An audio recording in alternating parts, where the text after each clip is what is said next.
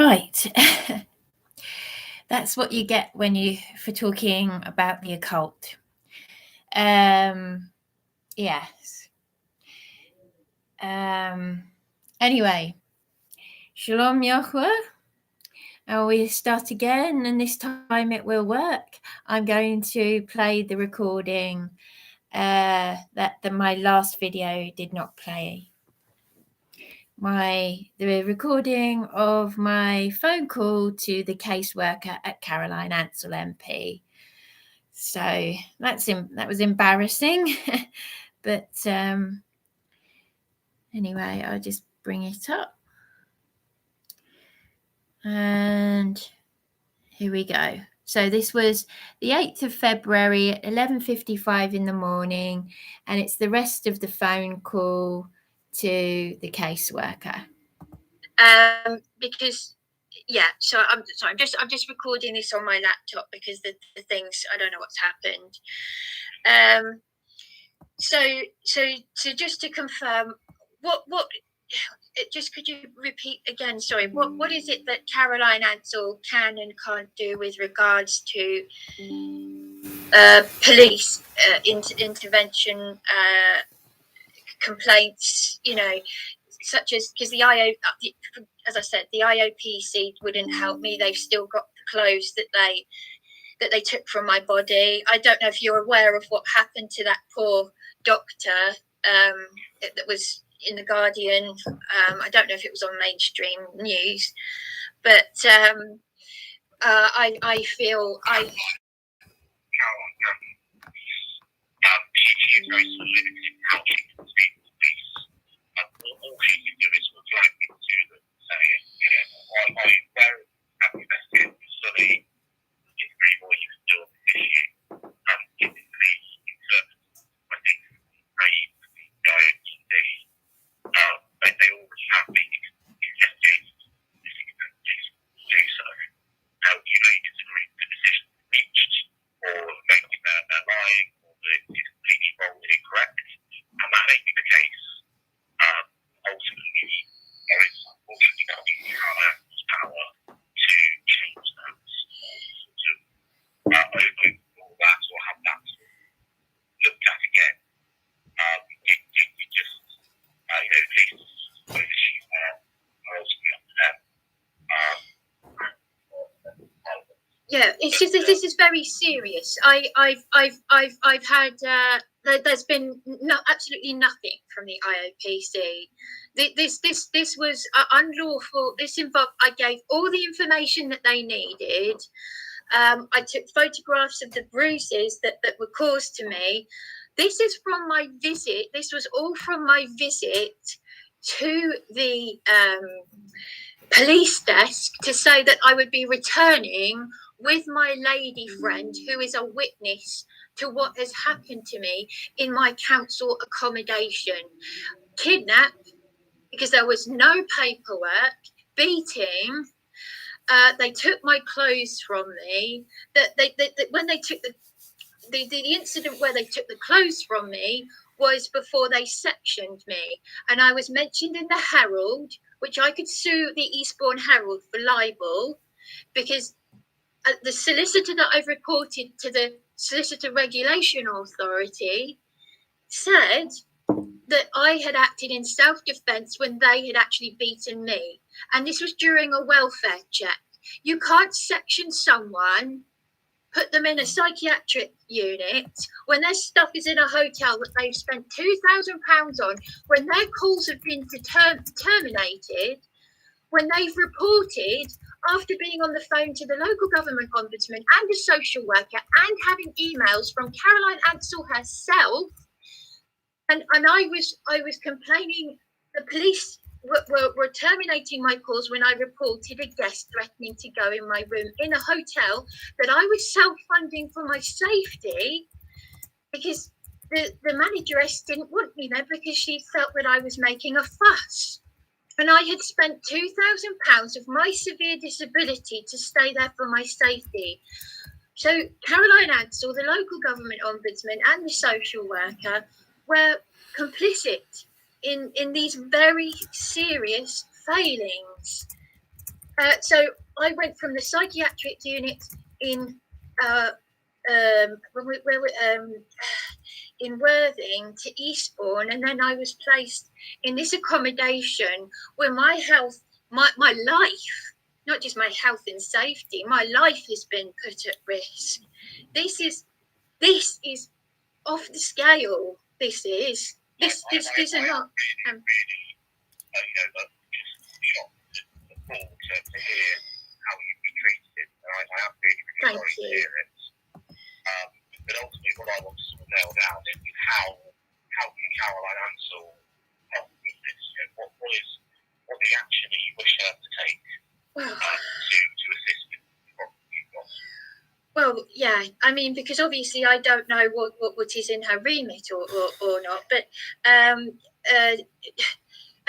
firstly, I mean, in terms of the avenues that are available to her to help, what she can do, she can face your current situation with the police and say, that she raise the issues with them.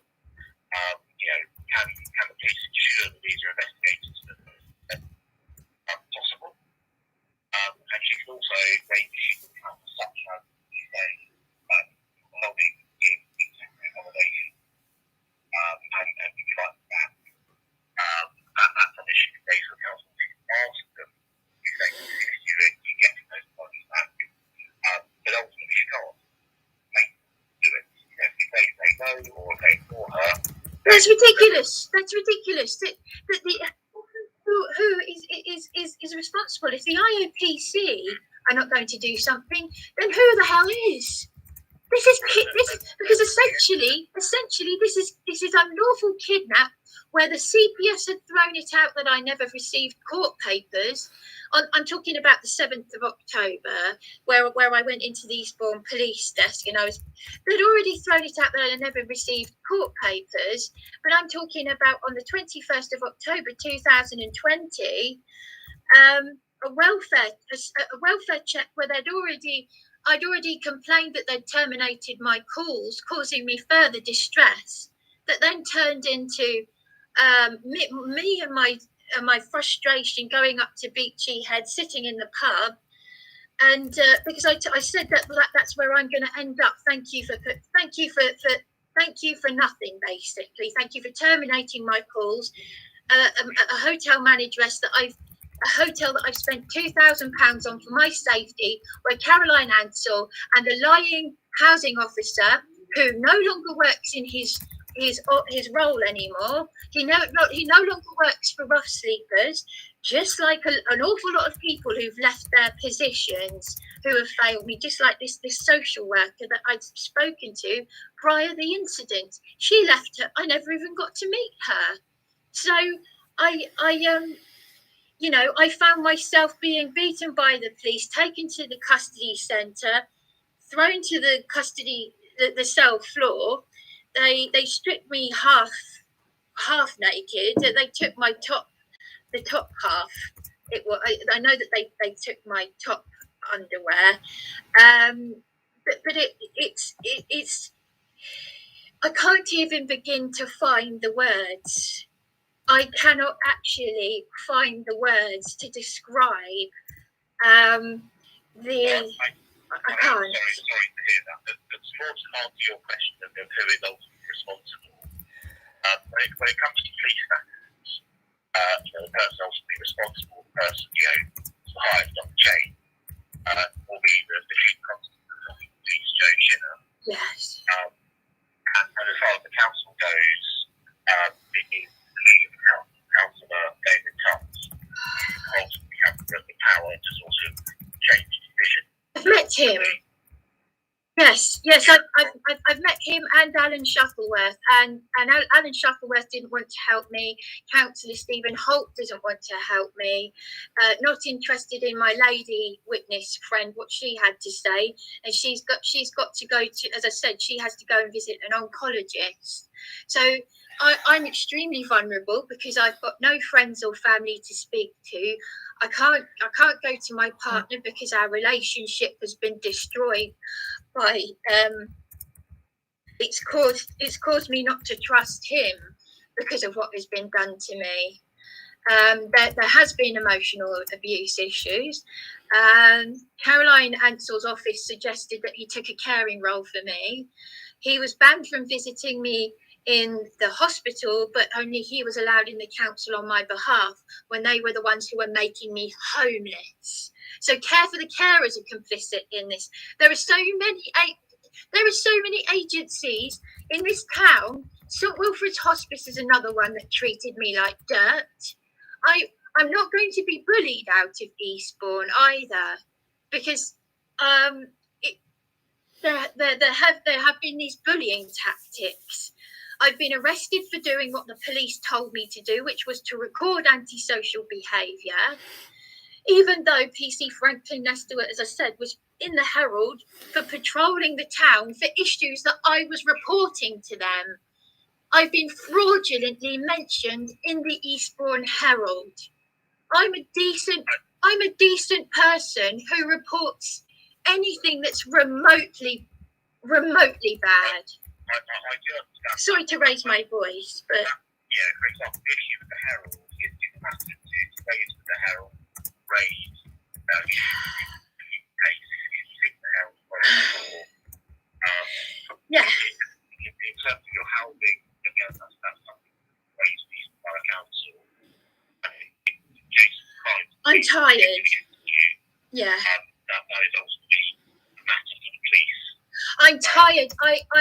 I'm struggling with my health whilst I've been made illegally homeless and had to deal with police beatings and everything. I've made I don't know how many complaints and emails. Just like Jackie, the next door neighbour to Belmore Road, she made. And I think she's a nurse or something. She said, I'm always complaining, Bryony. I take pictures, I send them to the council, and it gives me comfort because it makes me realise it's not me, because I've been driven to very near insanity over this. I don't feel safe to call the police if my life is in danger, because they have arrested me for doing what they told me to do with the dictaphone.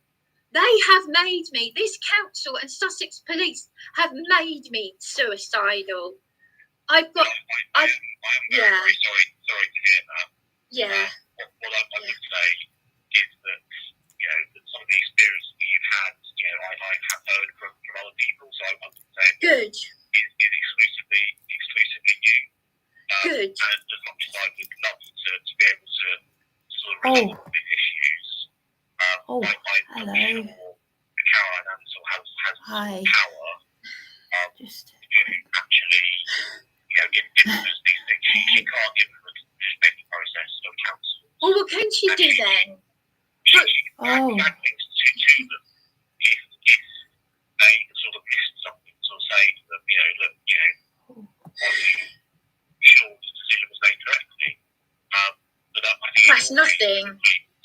Well, it's not a great deal of power in this situation. Her sort of power is very much raising points of policy. Her role as a member of Parliament, that's sort of her place, is to sort of shape the laws that were passed in the But we're talking about corruption at a local level here. We're not talking about something, this is going on in the town. The members of the council don't care.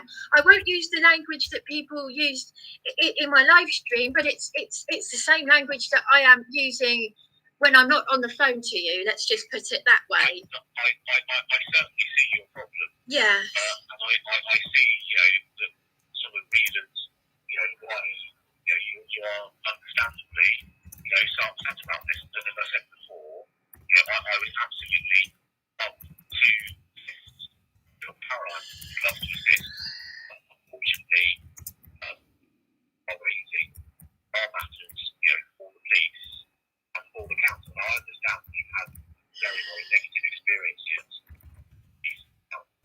They're not doing anything. You don't trust you. Of course not. No. They've. Ask Caroline herself how she would feel about being about being detained when she's doing what the police tell her to do. Get her on the receiving end of police brutality and being forced to sleep rough. When you're complaining about, and you've taken photographs of bed bugs crawling on you. This is her responsibility. It's council accommodation.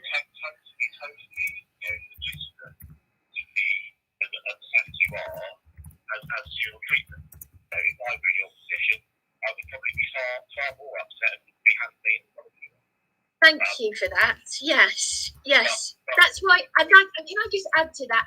That is why I stabbed myself through the arm with a 6-inch knife, and Steve Churchill from the food bank had to collect my things from the police because my mental health has on top of it, it's obviously under the circumstances as well, it's deteriorated. But I now feel I need my witness to come with me wherever I go, because for speaking out, I've been there's been a sort of smear campaign going on. They know damn well what I've been doing. Stephen Holt didn't exactly.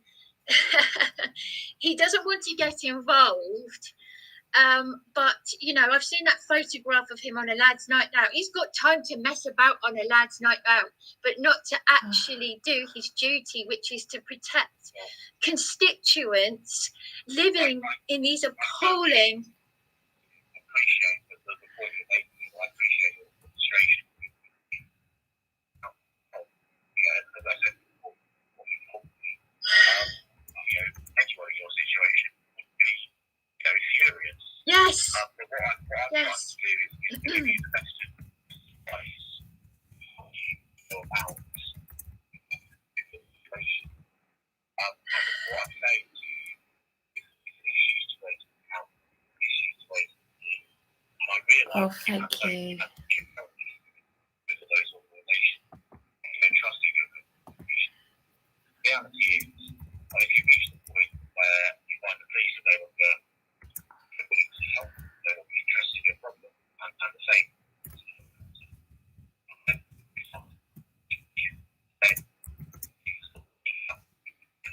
Yes, and I'm exhausted from. I have been in this hotel and over the past few years. I have tried so many law firms endlessly. I have tried every avenue, even VHT. They are just as corrupt. They are complicit in my failings. It's like they want me to either move out of the town or kill myself. That's what I've spoken to the Beachy Head chaplains many times, but I mean, I've got my own personal, obviously my own personal mental health issues and bereavement, but on top of this, I've had very serious illegal things done to me, my human rights and civil liberties. It's made me scared for my life, because anything that I do, because of the corruption, I feel that anything that I do, it's gonna backfire on me.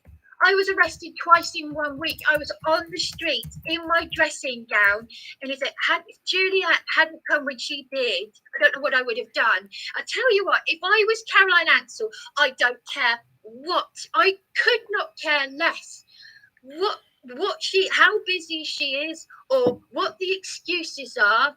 Or even if she says she's a so-called Christian, if I was in her position, I would be straight down to listen to someone in my position. Because I tell you what, if I wasn't in the position that I'm in now, and I heard someone else saying what I'm saying, I would be damn well interested. I would throw everything down and I would say, what can I do to help you? Not one person. I'm sorry to raise my voice to you. I'm sorry to raise my voice.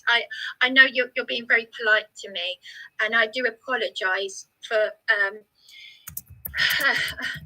But it's been building up, and it's the anger.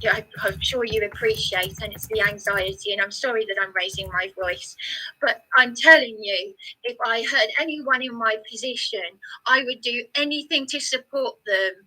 and I wouldn't do it for any pay. I would want to make, because I don't like seeing antisocial behaviour. I don't like seeing people bullied.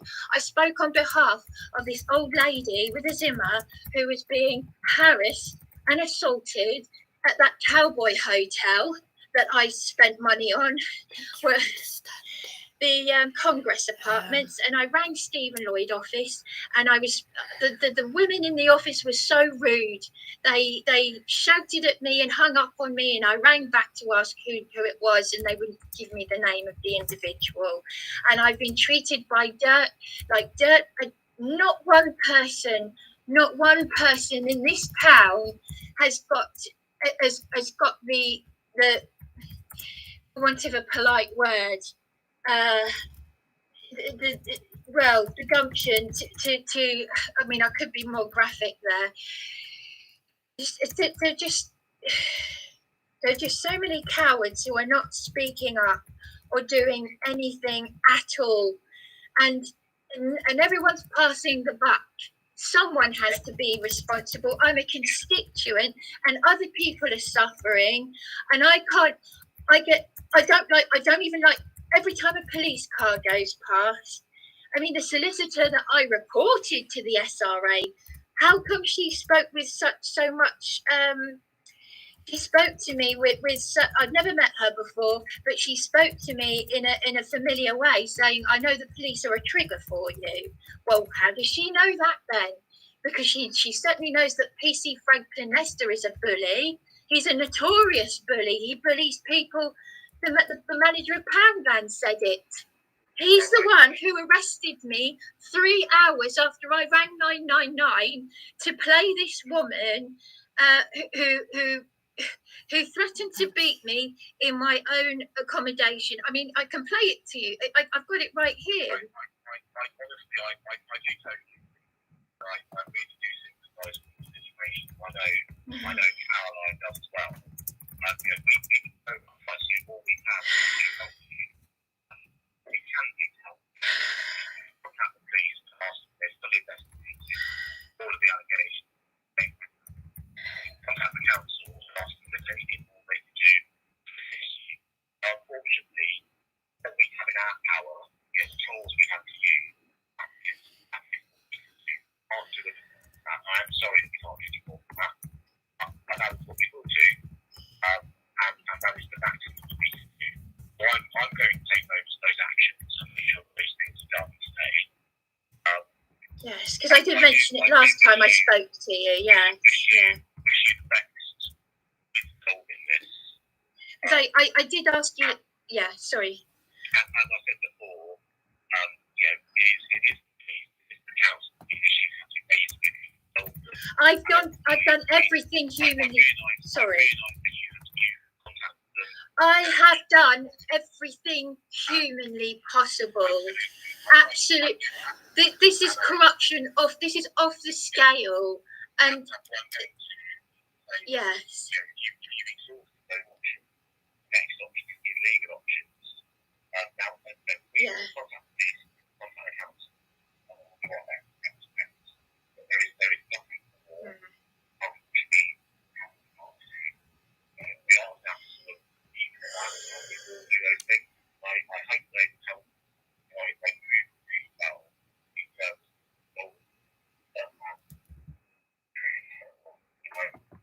they ruined my clothes that they still have. Excuse me. I will never ever recover from this. I was suicidal. I've been since for 25 years since I was at school. I've had these feelings. Even when I did care work, I was quietly suicidal. But I then went into a system that made me and my late mother think that they would support me. And to this day, adult social care do not, just like the council, they do nothing but lie. Barefaced, absolute liars. Yes. Sorry to raise my voice. I do totally appreciate the website joy. What I'm going to do is do everything in our power to help. And that's what we're going to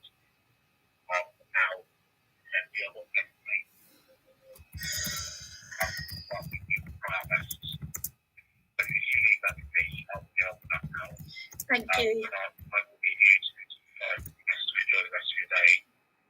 And I'm just hoping that I'm going to go now. Yes, yeah, thank you. Thank you for putting up. I hope you enjoy the rest of your day. Thank you. I do, yeah, thank you. Because I mean, I do understand that you must be very busy. I mean, I know I talked for a long time, and I even made you late, which I felt really bad about. It was nearly 2 hours that first conversation. It's just when you're not well, and you it's always the good people, it seems to be, not like these police protected criminals that don't give a damn what they do. They smash up their accommodation and the police protect them, and that's why they tried to stitch me up on a fraud to say we'll get you a probation officer. Now I will die suffering. I've said this. I will die telling the truth, even if it means being put through torture. I will not lie to save my life. Of course, having said that, I've never had. Sorry, this is why I get so angry. Yeah. Yeah, thank you. So you're going to do you're going to obviously chase up the police thing, and thank you. And I would appreciate it if you could also, if you could on my behalf, contact adult social care, because as I said this is never. Emmanuel never got back to me. You know.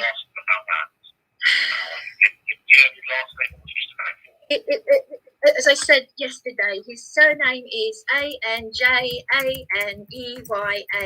because I'm sick to death of them lying to people that I know, like the trustees of my late mother's estate, and saying I'm not engaging. They deserve everything they get for the way they treat people. They really, really do. They really do. Oh, network fail.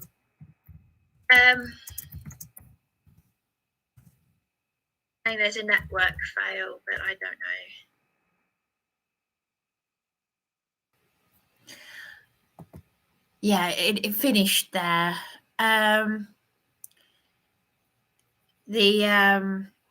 It's finished now, the recording.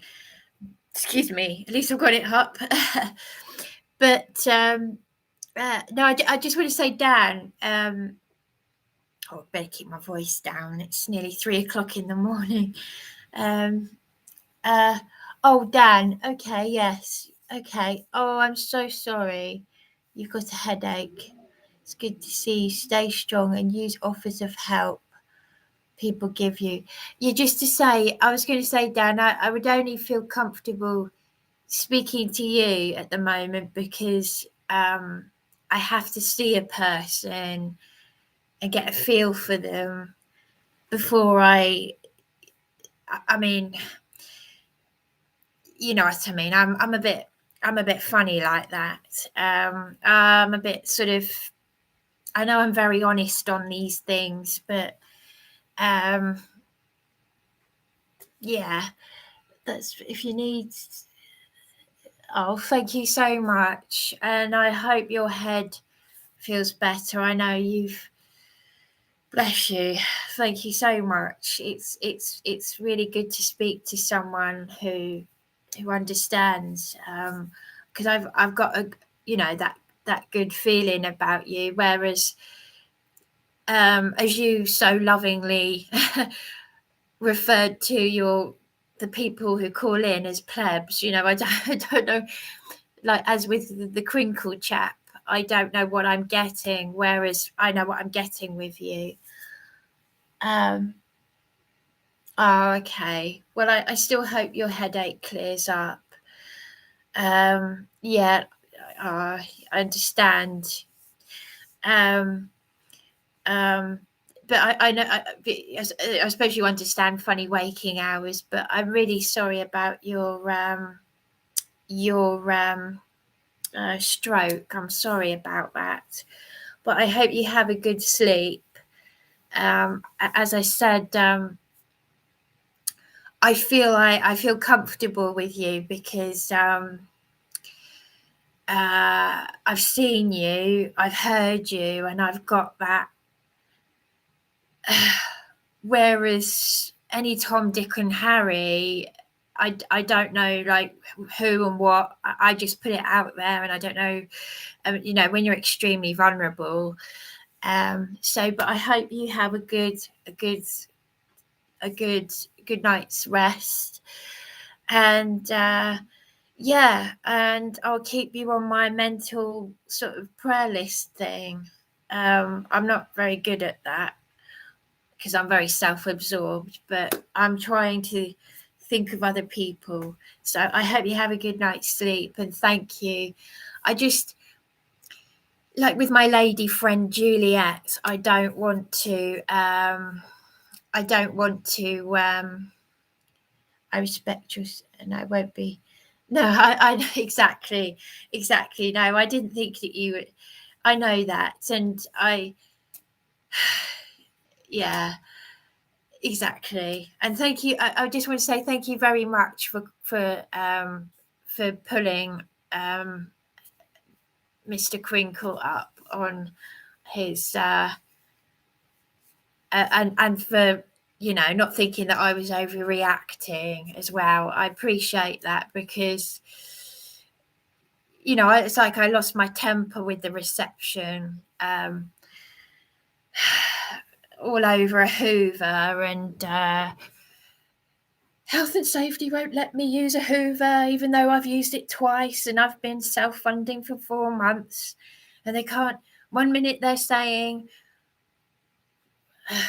we can get you to stay here for as long as you need to, and then they're changing. Yeah, because I've got to go away and come back and rebook, and yeah, and you know, when you're being so sweet and lovely all the time, and then you go, ah. Well, you don't. I didn't actually scream, but I didn't shout, but you know.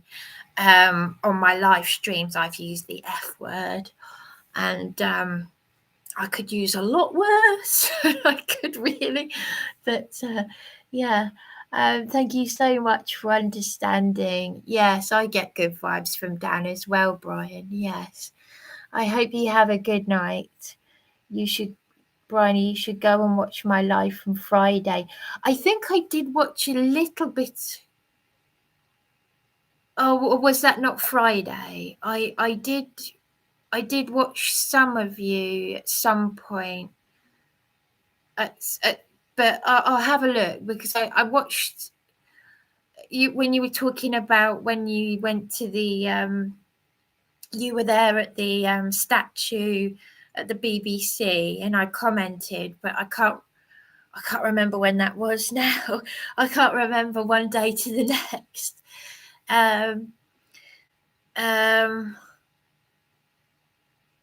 Yeah, no, I can't remember one day to the next. I can't remember when I commented on your that. I think it was the same day that I tried to put a firework up this David's bottom. So I'm being rude now. That was the 8th, though. That was the 8th of February. But yeah, I'll go and have a look though, Dan. And I hope you have a good night. And I'm sorry that I haven't replied to people. I've been like this with Juliet, this lovely lady, though, this lady witness. I've just and Dan, you understand. So it says show hide, so I'm showing your comments. Friday stream was originally about Cressida Dick, but changed, especially when Crinkle came on. Oh, okay. Yes, I'm aware that she's been removed from her position, or she's something or other. Not that I keep up with the news, but there's been a lot on the TV. Like on Friday, I wanted to ring that radio station, but I was just so tired. I was just like, I had 2 bottles of Lucozade, and I just couldn't stay awake. I was going to try and stay awake to ring this radio station, but I couldn't, because I've just been waking up and having really frightening nightmares as well. And but today, you might notice perhaps I look not as bad as I have done. It's been a very difficult journey recently, and well, it would an effect on anyone, so don't be sad. Thank you, Brian. Just know we wish you well and are watching out for you. All we can. Thank you very much. Thank you. I really do appreciate it. It's been a weird few days because I bumped into someone that I don't really want to talk about, but someone that I went out with for a long time, and they've moved down here, and you know when you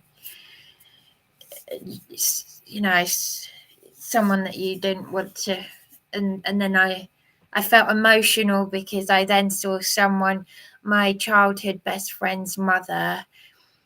I wanted to say hello,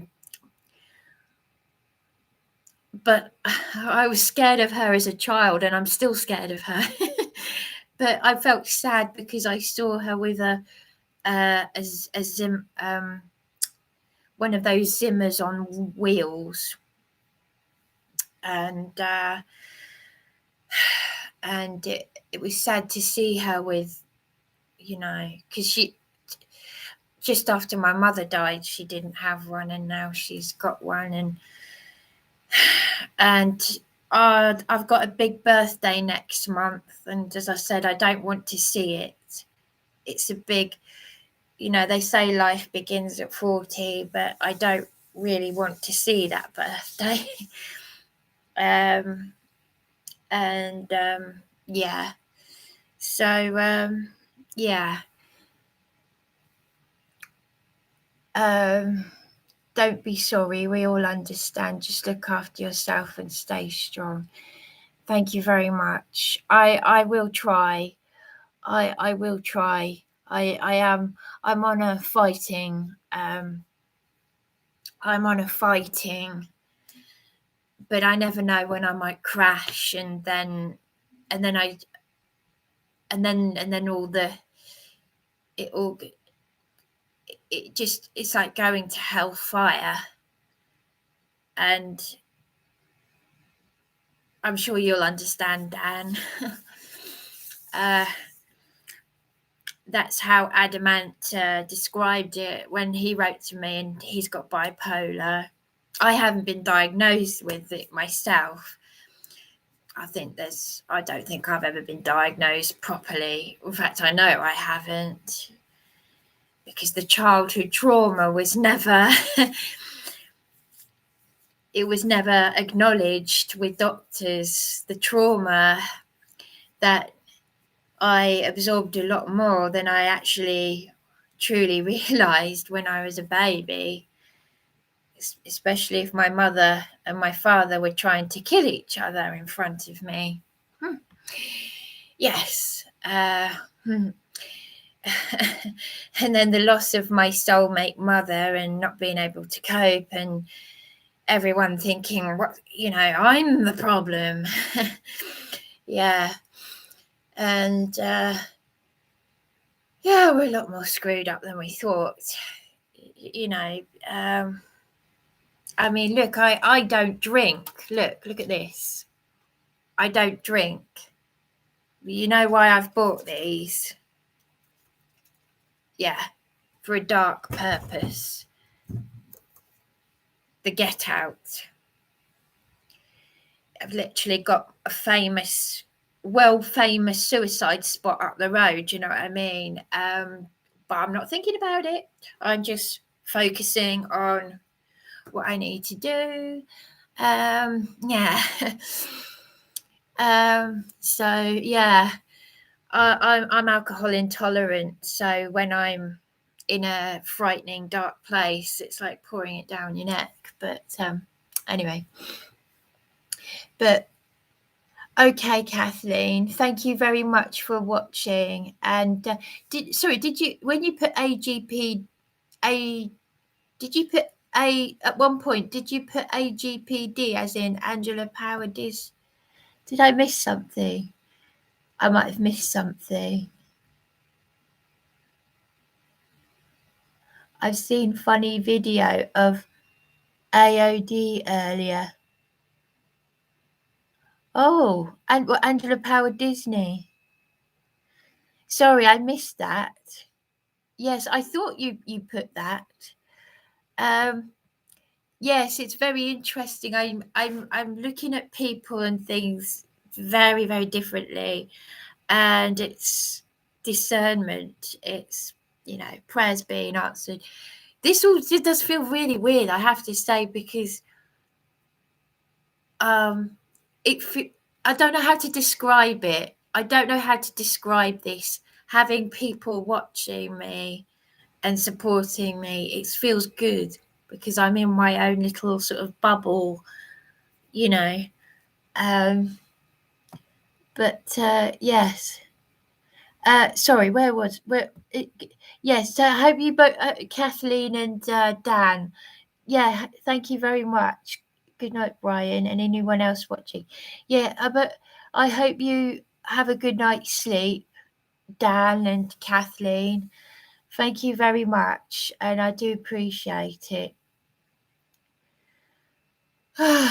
Brian, my 40th was okay, and 10 years later, I'm doing okay. Age is only a number. You have half your life left to go to do good things. Also, now time to put all that stuff behind you. Yeah, the thing is, though, I mean, obviously, I want to put stuff behind me. It's just, I need a lot of help with a lot of things. I keep saying to people, I need help with a lot of sensitive issues, and yeah, and you know, and also I also really wanted a big party, you know, with balloons and like what my eldest sister had. I haven't got anyone to invite though, but I'd have to invite a load of strangers. Yeah. Yeah, I'm one of these funny people who likes to be alone, but also likes to be around a lot of people, which is why I can relate to Michael Jackson when he actually said exactly what I said about my dolls. He has lots of statues of people because he likes the feeling of having lots of people around him. That I found that out after I was hoarding more dolls to my doll collection, because I've got some childhood dolls and it makes me feel like I've got lots of children. And I think, gosh, I'm a lot like these people, and I, you know, I can, but I also describe myself as Peter Pan, the adult that never grew up. The difference is I'm different to Michael Jackson, though, because I had a childhood. But I want to be a child forever anyway. Anyway, so I'm going off on one, but my eldest sister had a 40th birthday party. She said you have to bring your inner child, but she never had the parties that I had, but she had Pass the Parcel, which I missed, and bouncy castles and disco, but unlike me, I'm afraid I don't have nice things to describe her with regards to relation, you know. But I understand her pain. I don't. There's a lot of pain there. Yeah. This is what I need help with. and this is what was never talked about, and why I'm ended up in this mess. I'm the baby of the family, though. She's the landlady with the houses, but I've got what money can't buy, which is a relationship with my Heavenly Father. So, anyway, yes, Brian, yes, we all need help, and it's okay to ask good people. Yeah, no, thank you so much. It's good to learn things about yourself and others. It's good to make sense of it all. Yes, it is. Yeah, well, the thing is, as I said, you know, my eldest sisters, I haven't seen my sisters. It's like they're dead in spirit, but I mean, we're all in a different place anyway, but you know, I'm the baby of the family, but we're so broken, we've got so much pain. It's interesting, these MK Ultra victims, though, like when Adamant wrote to me, and he wrote me one of the most beautiful letters I've ever received when he was making that documentary for Channel 4.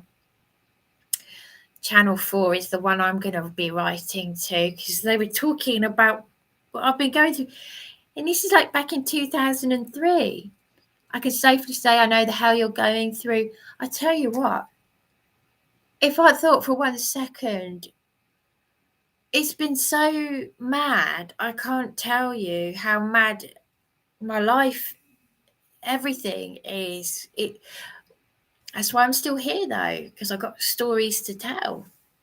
Not just my stories, my mother's stories, even my siblings. But I can relate to these MK Ultra victims, because sometimes I feel like I'm accessing different personalities. Like no one would believe, if they saw the timid me, they wouldn't believe that I was the same person who went to the Adamant gigs, dressed the way or undressed the way I was, in a stockings, suspenders, chain bra, 7-inch platforms,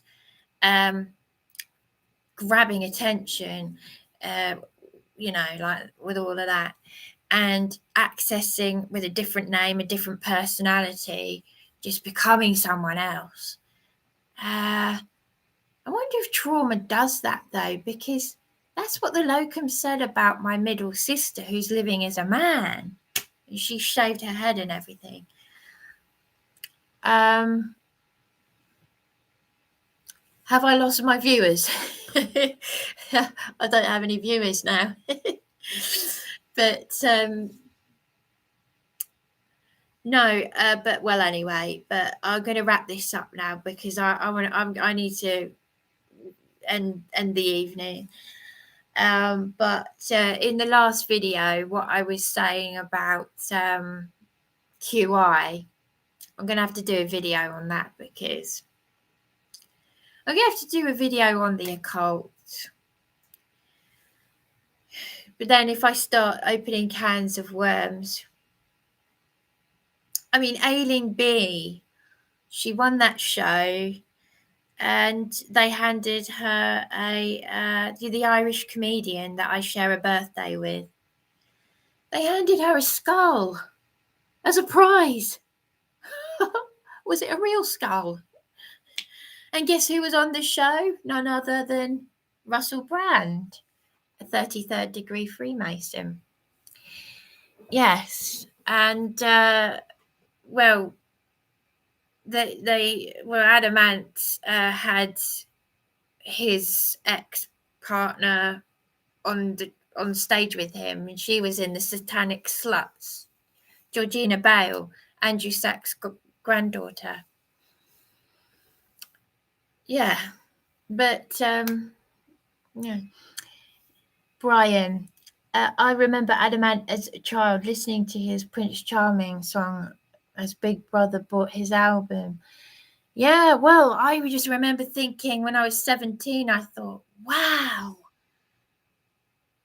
I'd never heard of adamant before. I was 17. I thought, I've known all this other stuff. I've been a massive ABBA fan. When I was little, I knew lots of things, but I'd never heard of adamant.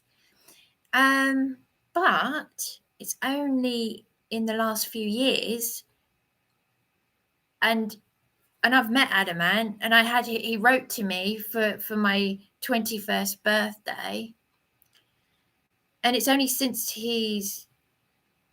so it was 1999 when I discovered Adamant, and he reformed about 8 years ago, and I've met him I was like, finally I've met him, because his best friend worked across the road from our house, but he's doing the Baphomet pose. He's also played Satan in Spellcaster. He's played Diablo. My mother did a scene with someone who played the Antichrist in The Omen. Yes.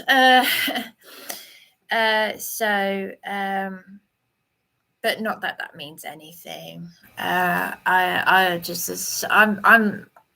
But we have had. I've been watching the Reveal reports, and I've got something to say about that, because we had some serious paranormal activity in our house, and my mother's mother could read tea leaves, and my eldest sister thought that I had psychic powers. And to be perfectly honest, and I'm being deadly serious about this, I think I can actually see myself as one of those. Had I not had, I don't know how to say, but I can see myself. That's why my eldest sister got me to burn the Scientology book. But they say it's not always a good thing to burn something, because the demons from that thing can still attach themselves to you. If you don't understand what I'm talking about, then I might as well be talking gobbledygook. But if you understand the powers of witchcraft and all these and whatnot, what can I say? I'm in a very, very interesting place right now. I can't tell you. Tonight, this evening has been a nice walk along the seafront, though. I will tell you that. And prayer has done that. Yeah. But I've got so much to say. I'm just longing for my partner to. There are demonic things going on, trying to tear us apart, and the occult and that stuff is a negative, scary process of thinking.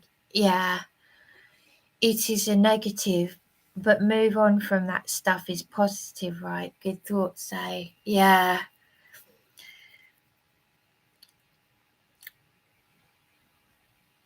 No, I'm saying I could have got heavily involved in the occult, is what I'm saying. I was heavily into astrology. In my last video, there's a chap who sometimes looks at my videos and comments. He's thousands of miles away, I've noticed. And he claims he knows me from the Alan Horvath, from when Caregiver mocked me. And Caregiver, Alan Horvath died, and Caregiver was mocking me because I was saying I was feeling suicidal and confused about my partner. I didn't know if he was emotionally abusing me, and he brought me to the name of our Heavenly Father, Yahweh. And they blocked me from commenting. They were mocking me being suicidal, and I cried my eyes out, and I ran out onto the beach, and I went and I bought some alcohol, and I was going to finish myself off. I really was. In my mind, I was going to. And this James, who sometimes comments on my live streams, he said that's how he got watching my videos. But interestingly, I saw an Alan Horvath video that I haven't seen before called The Mazzaroth.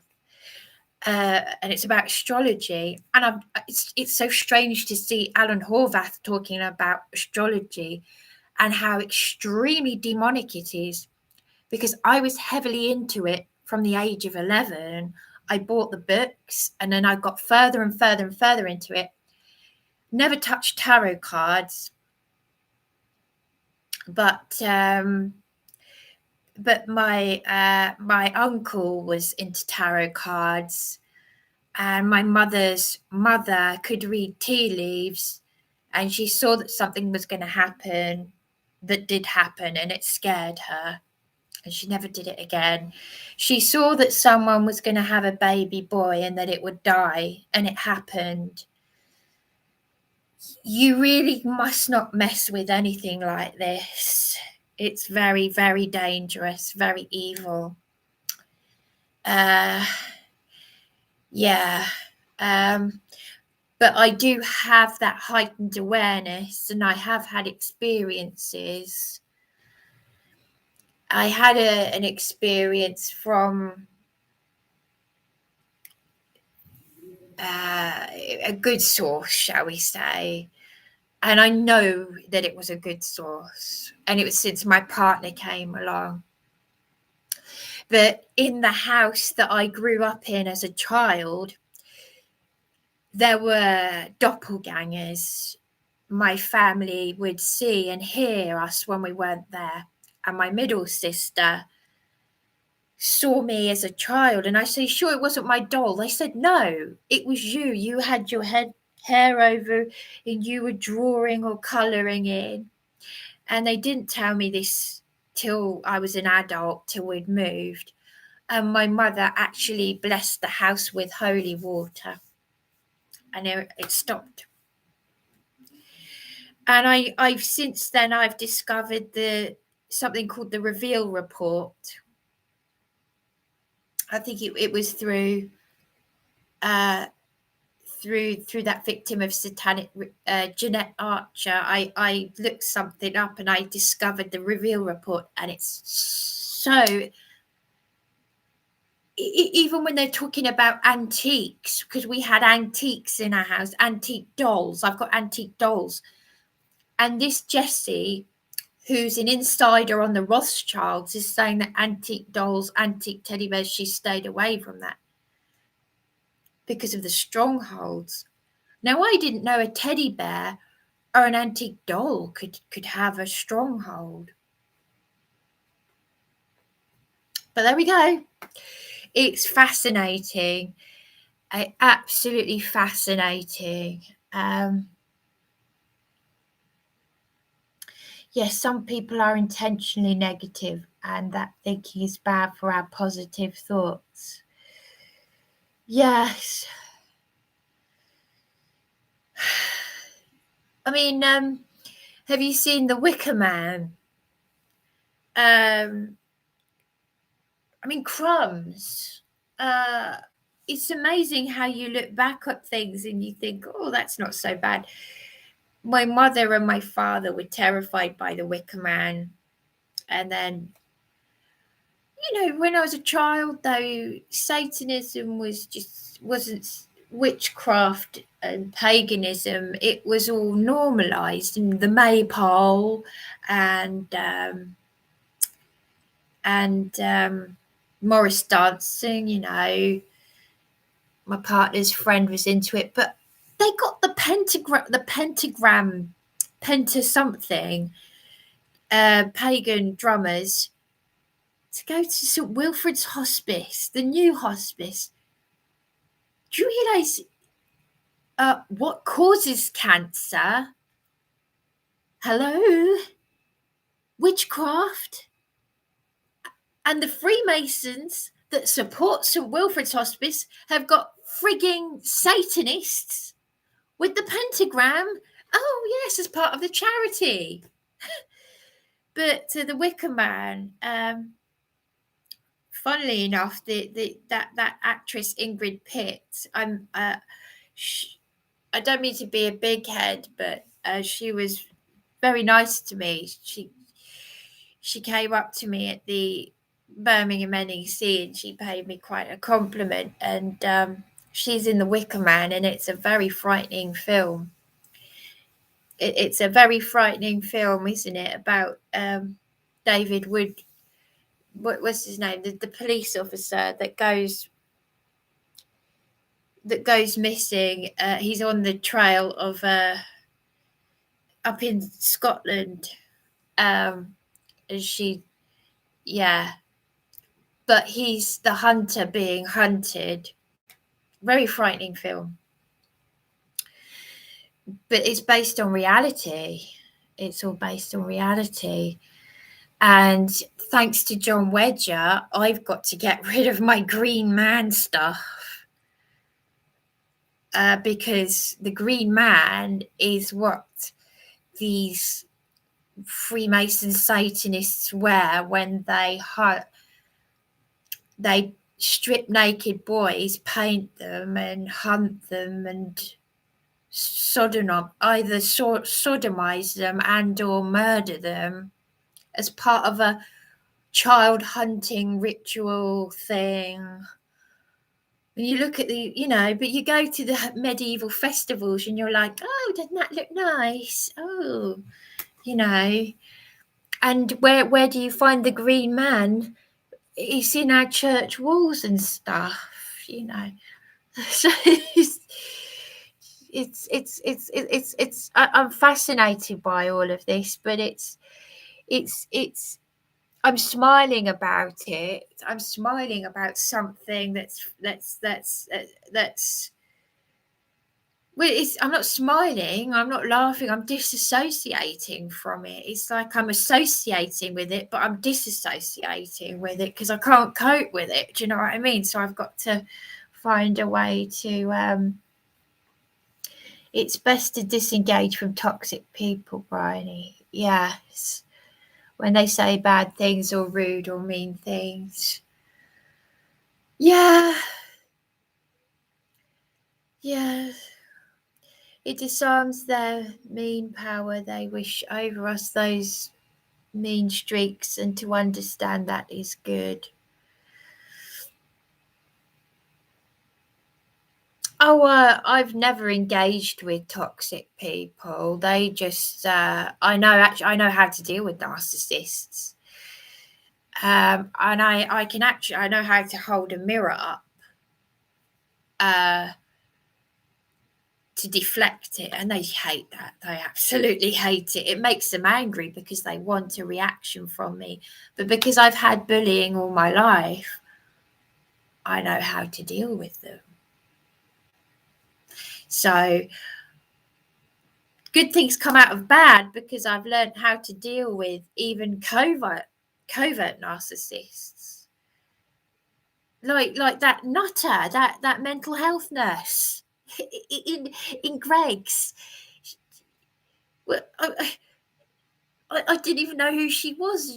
She's a regular customer. The redhead Jean. She's always in there, and I hadn't even noticed her before. But I was sat with a couple of very vulnerable older men who are in supported living, very vulnerable men. And she I had a cup of tea because I'd already eaten in there. She called me. One of them said, "Will you come in with me for a while?" I said, "Oh, okay. I've just eaten in there, but all right then." And she was sat up against the window, and I was sat opposite her, and they were sat there. Mind my coat with that cup of tea.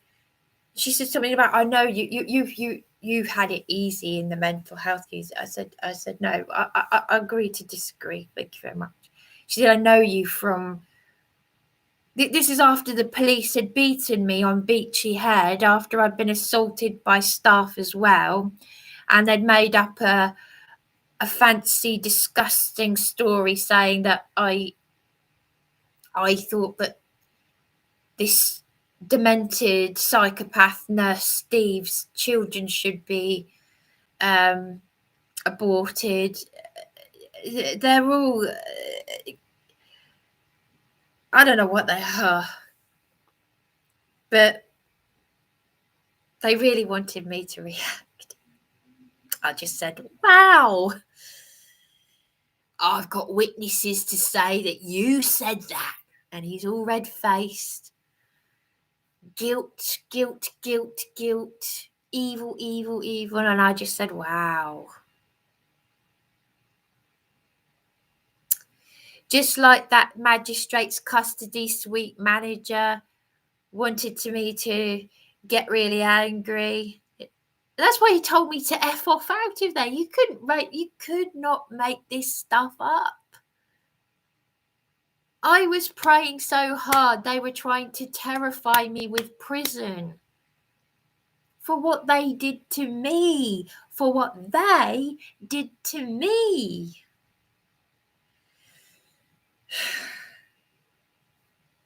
And I'm not a big head. I know that I would not be here by my own strength. It's because of symbolism is only a power to them, Bryony. Yes. Well, without their idols and they're nothing, and the enemy knows his time is short. That's why it's going to come on full and fast and thick. It's like it's been slowly, but now I do think we're in the last days. My partner said, oh, it won't be for a couple of 100 years yet. And heaven, when we die, we don't go up there. You'll get raised, the dead will be raised back onto the earth first, apparently. Yeah, heaven is a place on earth. That singer was right about that. And the land will go to farming, apparently. But Islam is meant to be the final enemy. I don't know, my partner has studied the Hebrew Aramaic scriptures, but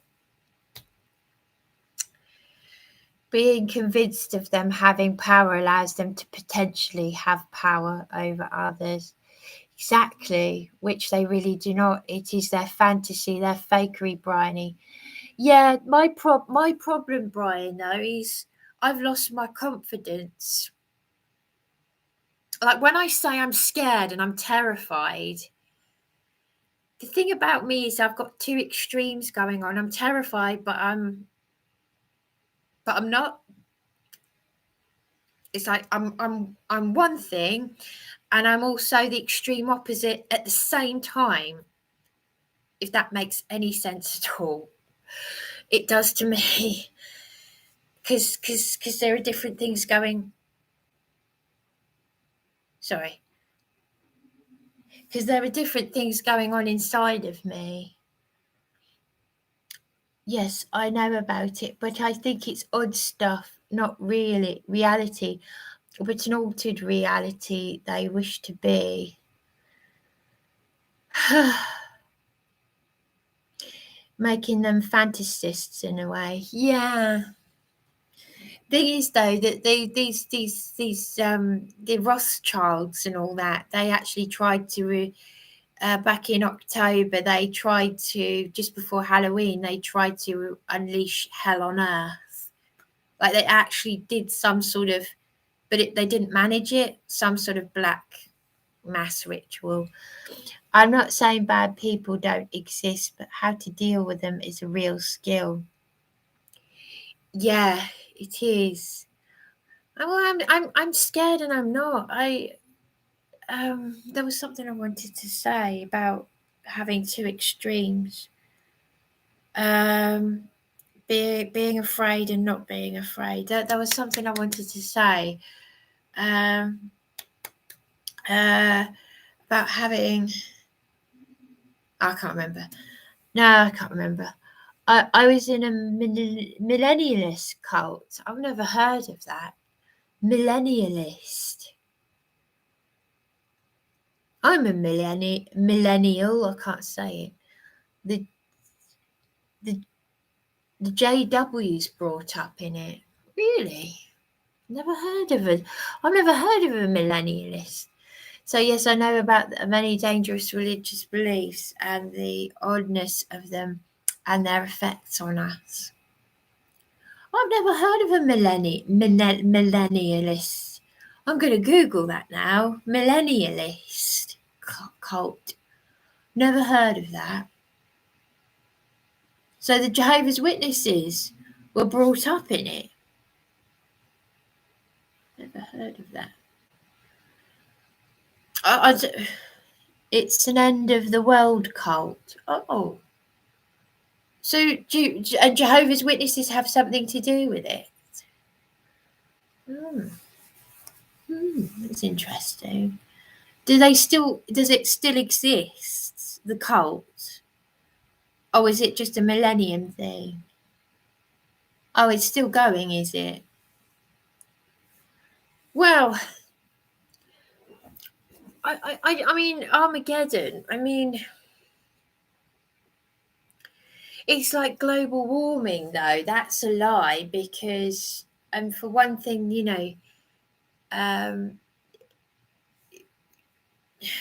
well, I'm being led to believe it's a lie. My partner, I'm not saying I believe everything my partner says is true, but because he studied the Hebrew Aramaic scriptures in so much detail.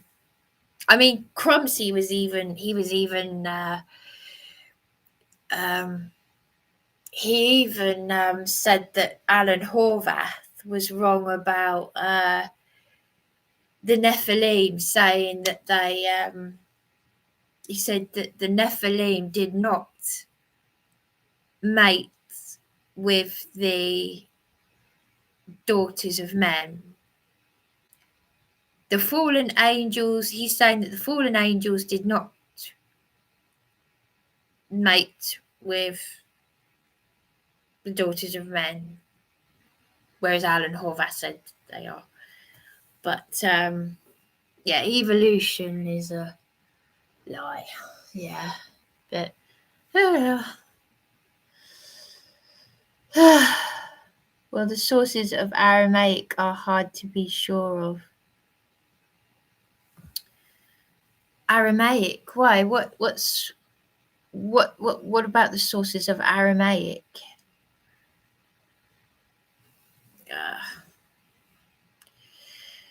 Wow. How do you know the sources of Aramaic? Translations are often translated wrongly by a belief which has changed them. Oh, sorry, I don't know.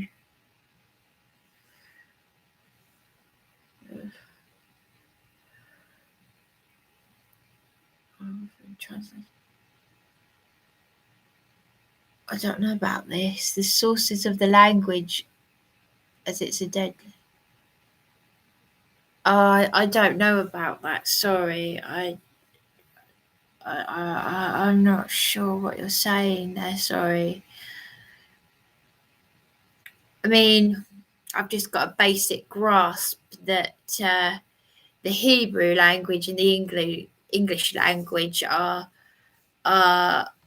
the English language can misinterpret things differently because the Hebrew language and the English language are different languages.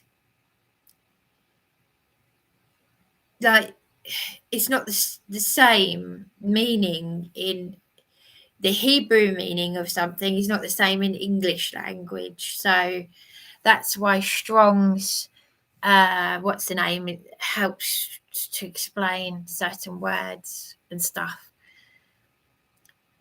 glad to help you with it if you have any questions about it. I don't know what you mean about a dead language. I don't know about that. I don't know. You'd have to point me towards a source or something, or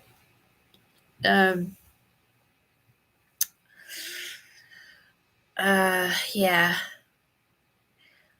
But yeah, I've got a basic understanding that the Hebrew and the English language, they interpret things differently. But yeah, anyway, I might as well wrap this up then.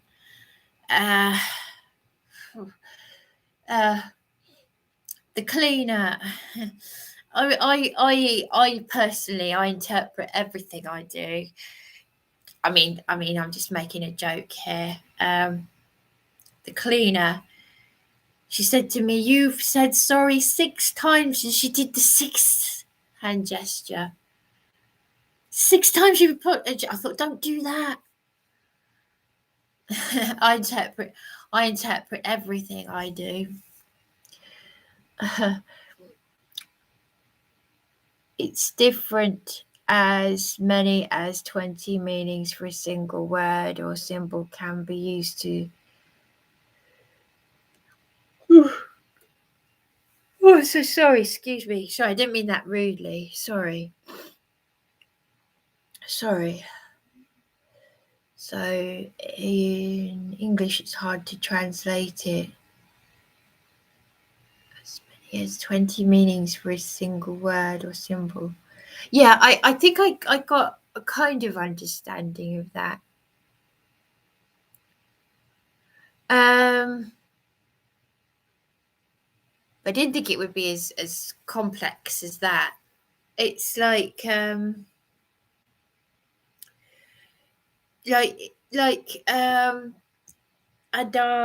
and what was Eve's real name? I can't remember.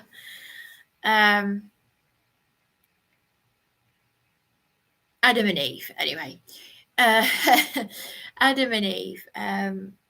The serpent, it wasn't a snake. It's described as a crackling, a hissing sound, or crackling, or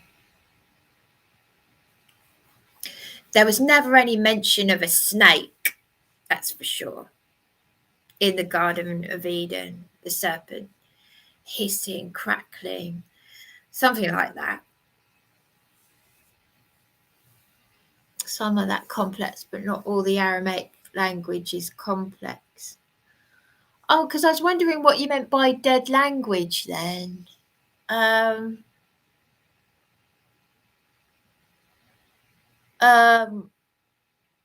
what I was wondering what you meant by dead language then. Yeah.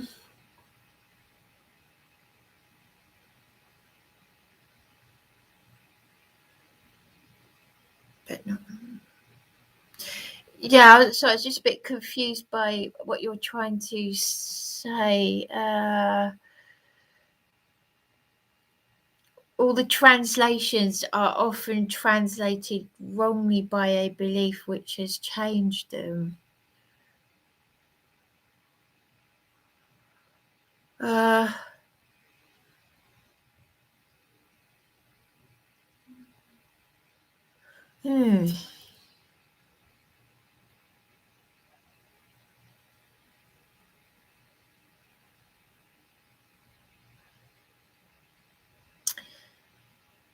Yeah. Yeah, I was wondering what you Aramaic is a dead language, not used. We moved to Hebrew, Latin, and Greek, then English, you see.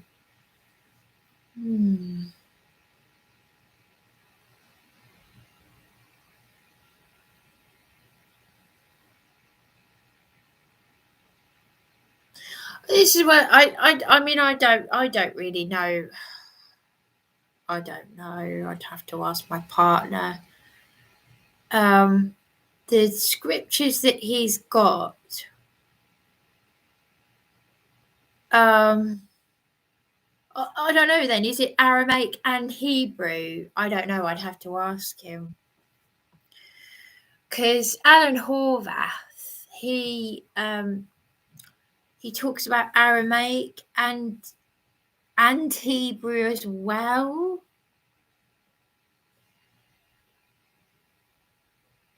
I don't know. I had never heard of Aramaic until Alan Horvath said. Because of this, we have many misinterpretations of the language Aramaic. Well, I don't understand then how because he's Alan Horvath seems to use Aramaic and Hebrew at the same time. Does he? That's what I thought he did. Oh, I don't know. The Bible, the scriptures that he's reading from, or what he's translating from, I thought it was both Aramaic and Hebrew. Oh, I don't know. I'd have to ask my partner. I don't know. Because when we write Yahweh as on the front of the Bible, that's Hebrew writing. Those are Hebrew letters, aren't they? Well, anyway, at the end of the day, Aramaic, Hebrew, I don't know. I need that explained to me. But at the end of the day, it's the Father's original beautiful language, as Alan said, that has been completely messed about with and destroyed. The original beautiful, the Father's language. It was in our ancient history, but our ancient language, most people don't or can't translate, so they use both to get a feeling for it. That makes sense, yeah. In our ancient history, yeah.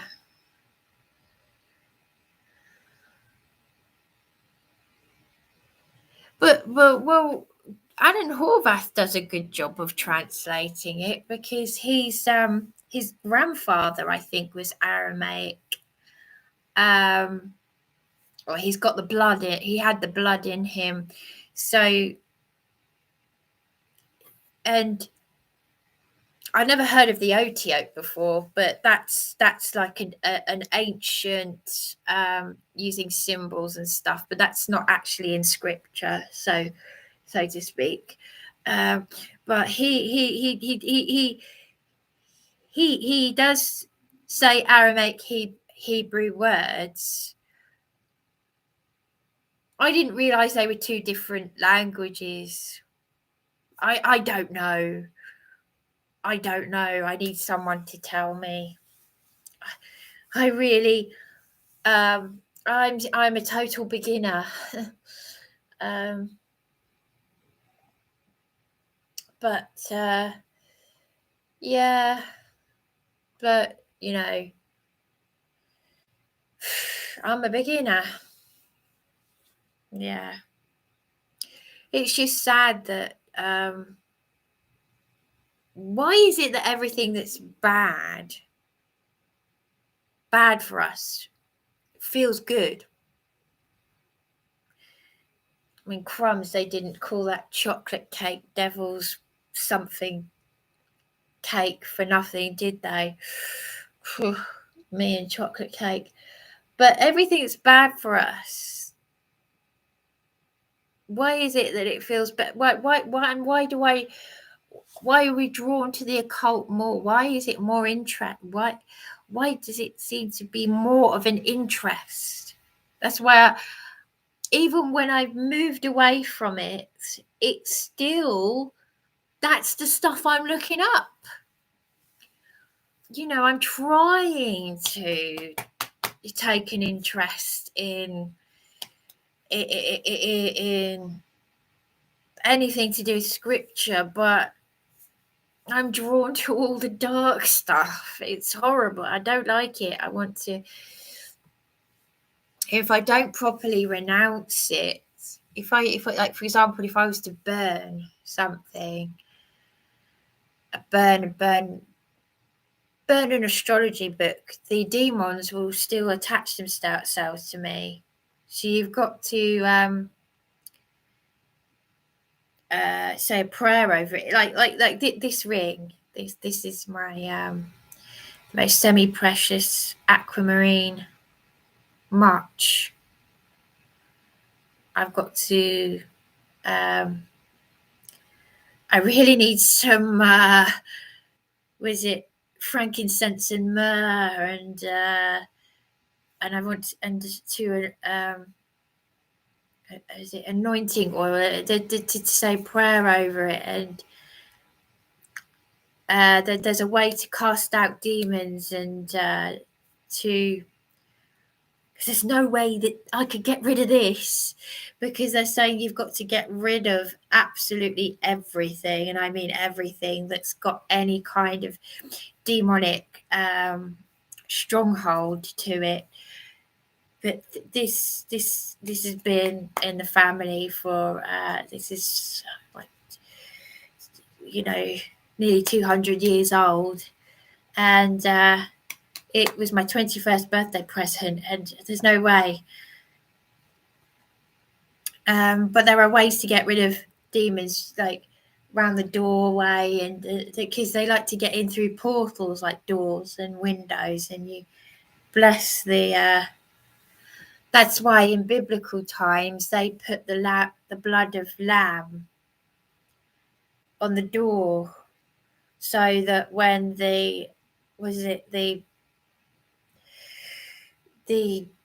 what was it? There was some sort of pest, some sort of disease. It wouldn't affect the family who blessed their. I don't know. I'm not really speaking very well, am I? I sound a bit ignorant, don't I? Yes, some scholars can speak it or use it, but that is a dead language where much of its meanings are lost to time, and some evolving translations making it confusing now.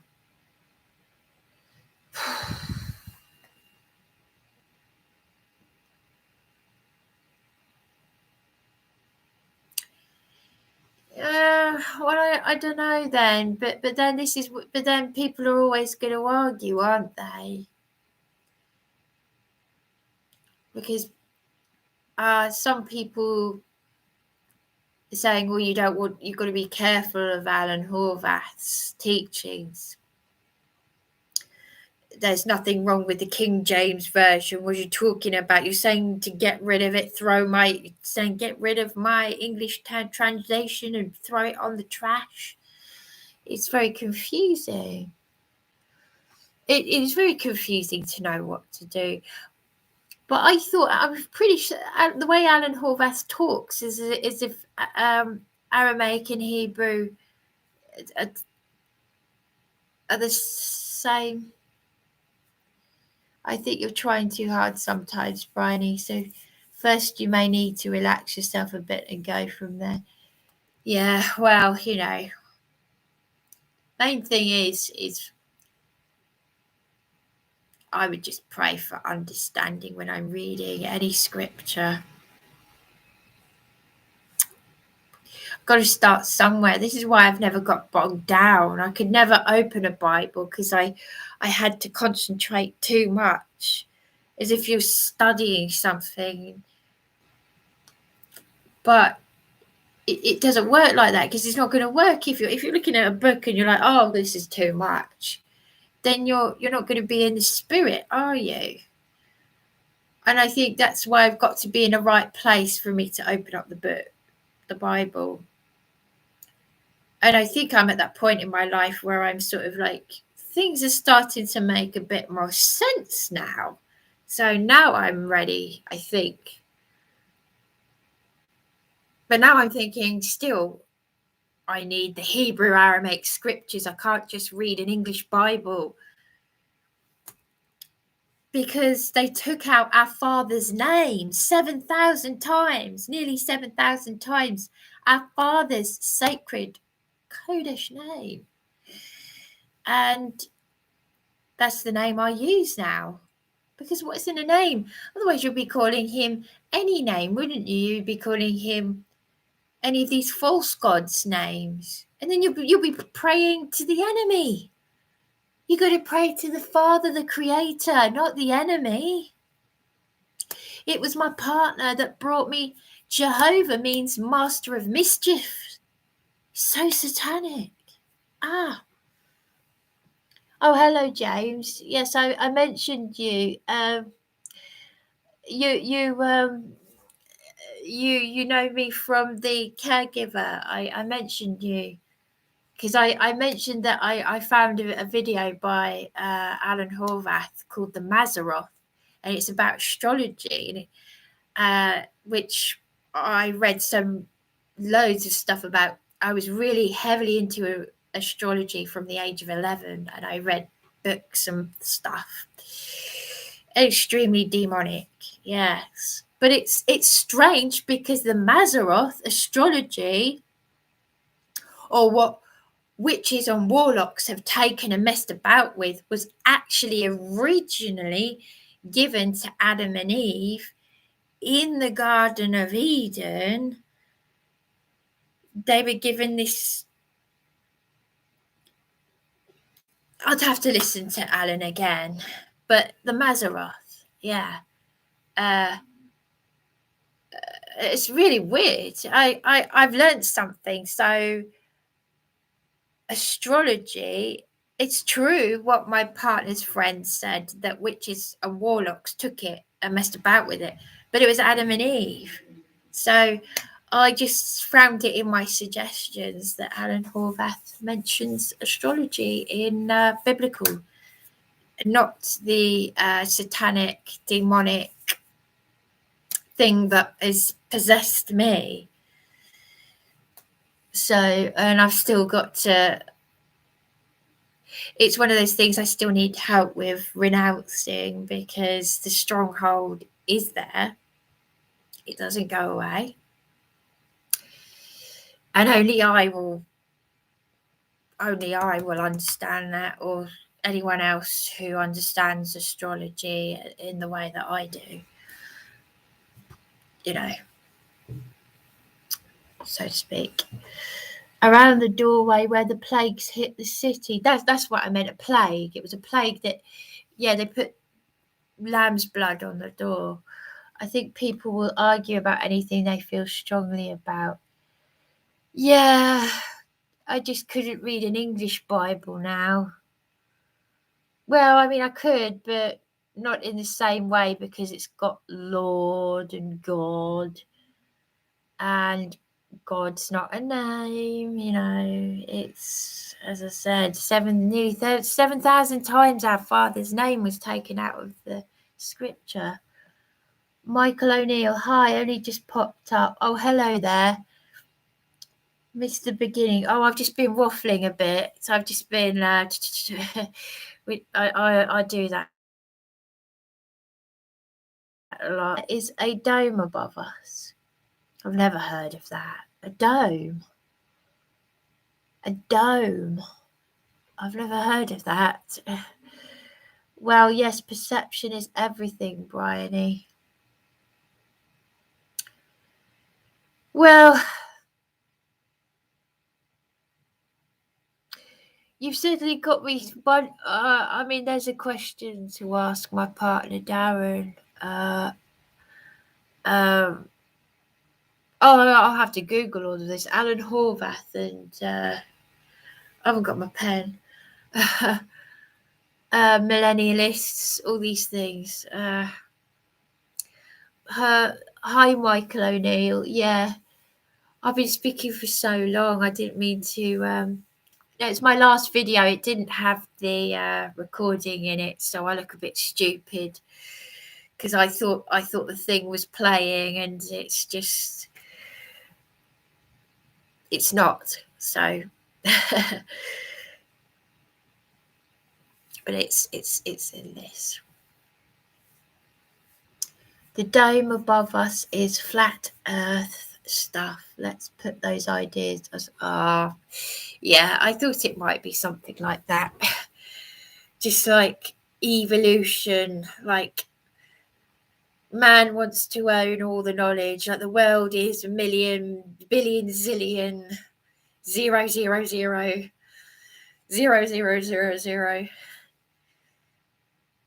Just like man wants to make us believe that there's a great big, something out there that we've got to be scared of. Because they're using fear, they're coming out with all this rubbish all the time. Don't do this because that will cause a heart attack. Don't do that. Don't do that. People are ruled by fear. I'm not. I mean, all the while that I've been going through all this hell, and I've slept rough and everything, and I've seen what goes on in these places, I'm like, and I've found out all these, I'm realising the world is not what I thought it was. Walt Disney World is not the happiest place on earth. It's hell on earth. It's extremely satanic. And everything that, no wonder I felt so strange when I went to Disney World, because I thought, I'm happy, but this is also weird as well. The thoughts and the feelings I'm getting are not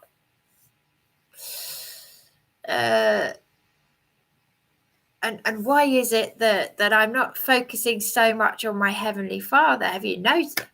It never even occurred to me as a child that our Heavenly Father is not mentioned once in any Disney film. But in The Little Mermaid, oh my gosh. Oh, they said, I remember at the parade, they said, coming to a cinema near you, Disney's The Little Mermaid. And we went to see Little Mermaid at the cinema when I got back home. Came back to the UK. And, you know, I didn't notice the, is it the priest or the vicar that's doing the wedding? And he's got a,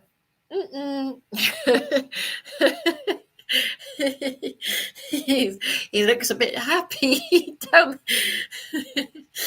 And Ursula, the what's the name witch? There's so many evil things that you just don't. There are more obvious evil things than that, but crumbs. You know, it's the things that aren't so obvious. The things that are subliminal are usually the most evil. Well, I mean, I didn't realize I did a witchcraft ceremony. I did a satanic ceremony, initiation, when I was, how old was I? When I joined the Brownies, 7, 8, blindfolded, the disassociation, the mirror, the promised I would do my best to, and it's not the Queen, it's Ishtar or Esther. It's a goddess, it's satanic, and it's a witchcraft circle. And the owl, all Masonic, all dark, but it's just done at a very, very low level. But you know, there's my mother. If my mother was alive and she knew all of this, she'd be blown away by because she shouted in church against the appraisal of our pervy headmaster at my Catholic school, because she was like, that's why it's so strange that she did a scene with someone, Sam Neill, who played the Antichrist in The Omen 3. She did a scene with him in Wimbledon. And there she was saying to my friend, oh, where would you put the devil to do amongst children? And all along, I'd done this satanic ritual as a child. And it was a brown owl that alerted this.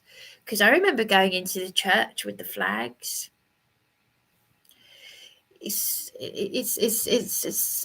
mind-blowing, isn't it? It's mind-blowing.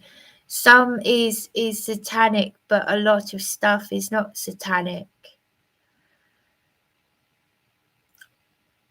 Well, it depends on what it depends on what you're talking about, because paganism is everywhere, and that's a shop front for Satanism.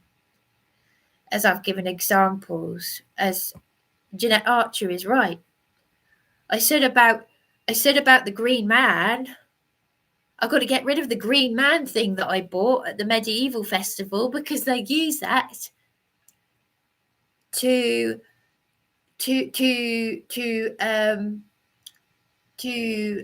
sodomize and murder boys, young boys. Disney is satanic. Walt wasn't only into making cartoons to attract children, if you know what I mean. I don't know about that. I've heard the thing. There is a thing that he with Bobby Driscoll, who is the little boy in Song of the South. He apparently had an unhealthy attraction to, I don't know if it's true or not, but Walt Disney was a 33rd degree Freemason. I don't know if he was a paedophile, but I've heard about the MK Ultra victim, who was taken to Walt Disney World, met Walt Disney, and a nasty man took her into place and showed her traumatic images to, I suppose part of their experiments. But it's all horrible. I tell you what, though, the haunted house at Disney World scared the hell out of me, but not so much because of the content, but the fact that I had a fear of lifts. And my mother had already made me go up 80 floors up the Empire State Building. And then she forced, and then to go on a ride that says, where all the lights go out and they say, you're stuck in this lift and there's no way out. Oh. And I was absolutely touching cloth, so to speak. Crying my eyes out, saying, because I was terrified of lifts. I didn't even like going to the toilet by myself. I didn't like locking doors and stuff. So, yeah. If you go looking for wicked things, you'll see them. Yeah. But we didn't have to look for wicked things with Disney, though. Sometimes they'd just be there, hiding in plain sight. The word magic. My mother and I like magic and fairies. But Lucifer, the light bearer, comes to deceive the masses. The angel of light comes to deceive the masses. So you won't be looking for wicked. Sometimes it comes looking for us and we don't see it. The enemy comes to steal, kill, and destroy. Rife in Hollywood, yes. Well, you have to be a Freemason in Hollywood. Yeah. Brian, maybe so, but Hollywood is Satan Central. Yeah. Hi, Bryony. I'm happy to see you looking good. Oh, thank you very much. Sorry I didn't respond to comments. I've just been yakking for a while. I really do appreciate your kind comments and your care, and Dan's been came on here to excuse me, and that was very nice. I just wanted to make sure I got the recording in. I wanted to ring a radio station yesterday, but I didn't. I was just so but I've just been waffling about basically tonight. I came in and there was an episode of QI. I don't know if you're aware of it. I don't watch it, but I was drawn to it. This is what I mean. All this dark stuff draws me in. And it was, they had pentagrams. They were talking about kissing the devil's backside. And it was an occult special. And guess who was on the panel? Well, someone that was mentioned on PAP, which was Russell Brand. He's a 33rd degree Freemason. And I thought to myself, well, that's interesting. They're talking about kissing the devil's backside. You know, all about that as part of a ritual, because I've heard that's what they do. I've heard some disgusting things they do in the rituals, like goat's head and stuff. And at the end of the show, the Irish comedian Aileen B was handed, she was the winner, and she was handed a skull as a prize. They mentioned Halloween and everything. One of the highest satanic holidays. But they had an image of a goat's head with flames as she won her prize, and I thought, this is weird. But I revealed my demonic attachment to this woman because I share a birthday with this lady. And I've got a bit of a fascination with, actually, I'd say an obsession. I share a birthday with this lady. Yeah, I've even got a key ring, my birthday key ring. And it says, people born on this day have a good sense of humour, and they often lose touch with reality. Yeah, that describes me. Yeah, I got so into it that I got even a book of birthdays and astrological relationships. And you know, Satan loves numbers. So my tarot card, forgive me, Father, would be 1 + 6 because I was born on the 16th. And it's quite a depressing tarot card. But anyway, I'm not into tarot cards, but astrology is a demonic. But Alan Horvath speaks about the Mazzaroth. So the information that was given to Adam and Eve has been taken by witches and warlocks, messed about with. But yes, astrology is real, but it's demonic.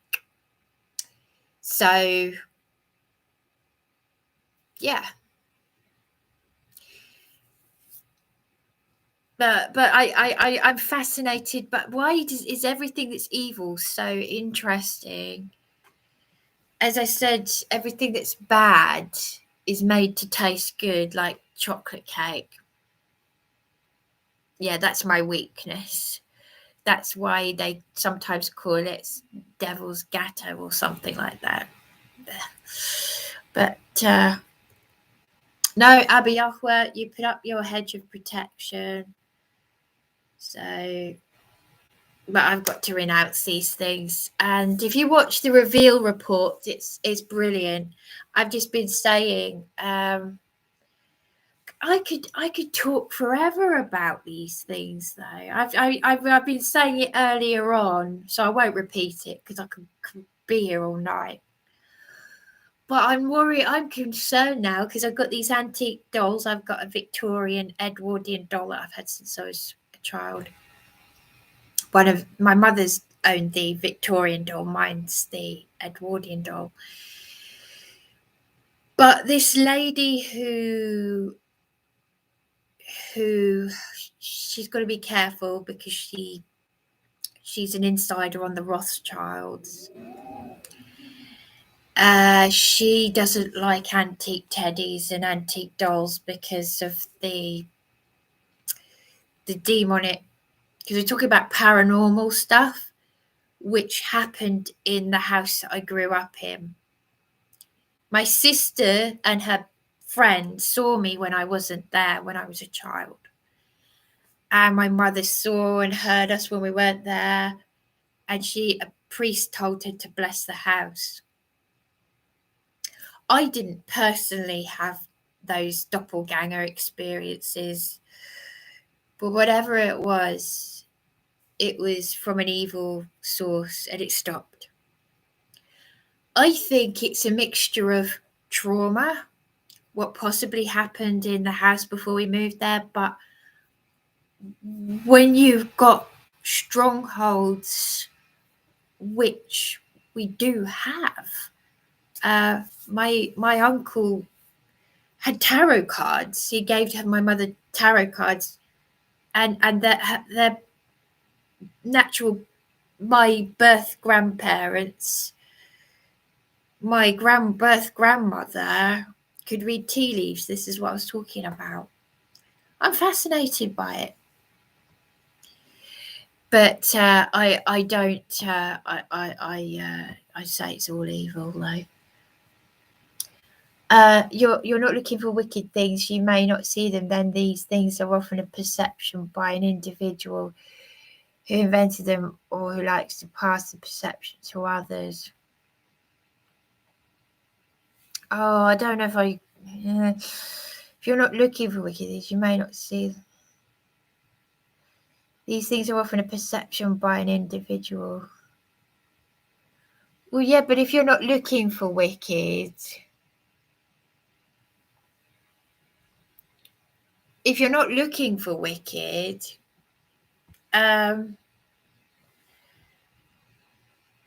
yeah, but that's how Lucifer is clever, because sometimes there are people who still will still think that fairies are good because fairies aren't doing them any harm.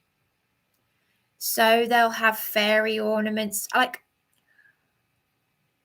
that's another thing I bought from the medieval festival that I've got to chuck out, along with the satanic child murdering, raping thing of the Green Man. I've got to get rid of my fairy door because it looks so sweet, doesn't it? I saw fairies when I was a child. So did my mother. It does happen.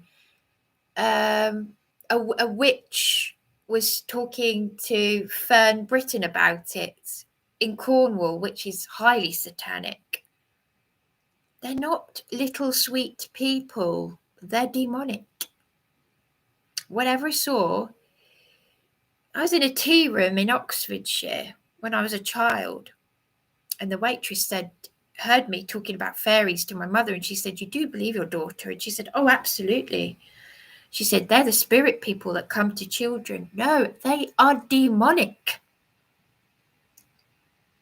Fairies may not be real. Demons are.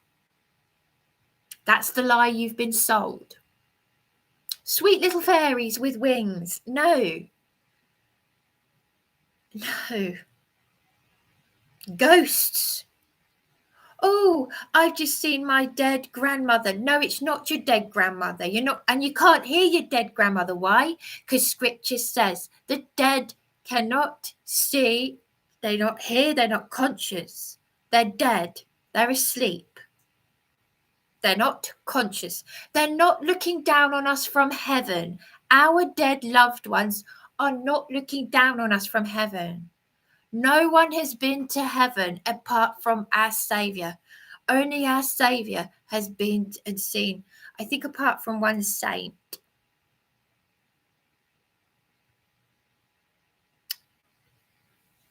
This is just it. So there are people who still believe that fairies and all these things are sweet and nice. When I see that TV ad of a little boy with a wand dressed as a wizard, do you know what a wizard is? These are the people that conjure up. These are the people that cause cancer. These are the people that cause your physical ailments, your diseases, your illnesses. This isn't sweet, lovely, fluffy stuff that you've all been. Paul Daniels was a member of the Magic Circle. I'll tell you who else was a member of the Magic Circle. John Day. I'll tell you who John Day was. He was a magician. He did children's parties. He was fun. We all loved him. He was fantastic. I've still got 2 children's party bags. Bryony, he drew a picture of a flower with a smiley face. The next year I saw him at my friend's party. He did, funnily enough. He said, "What's this?" We all said shark. He said, "No, it's a witch drowning." So he's given me a party bag with a witch on it.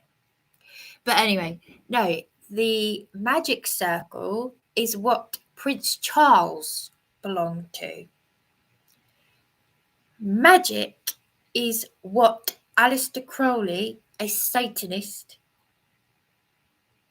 the pentagram, it's magic.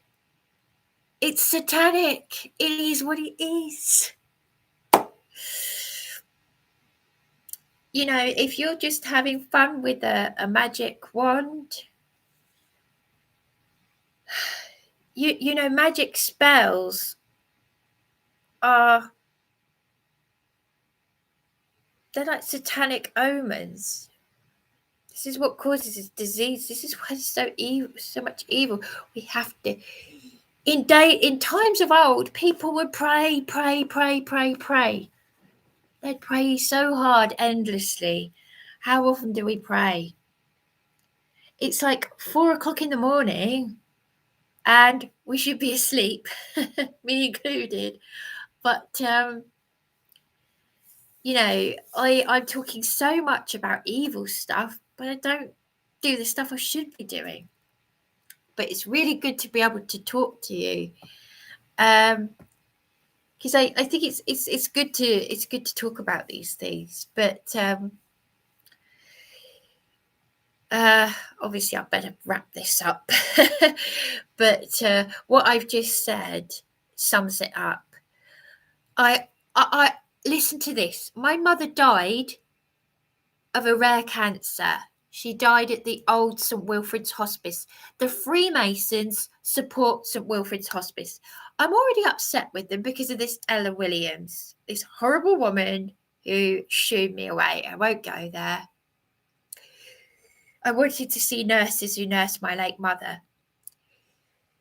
Now, they have these pentagram drummers, these pagan drummers. They're Satanists. They've got pentagrams that they're called penta something. Now, they do charity stuff. The Freemasons have got these.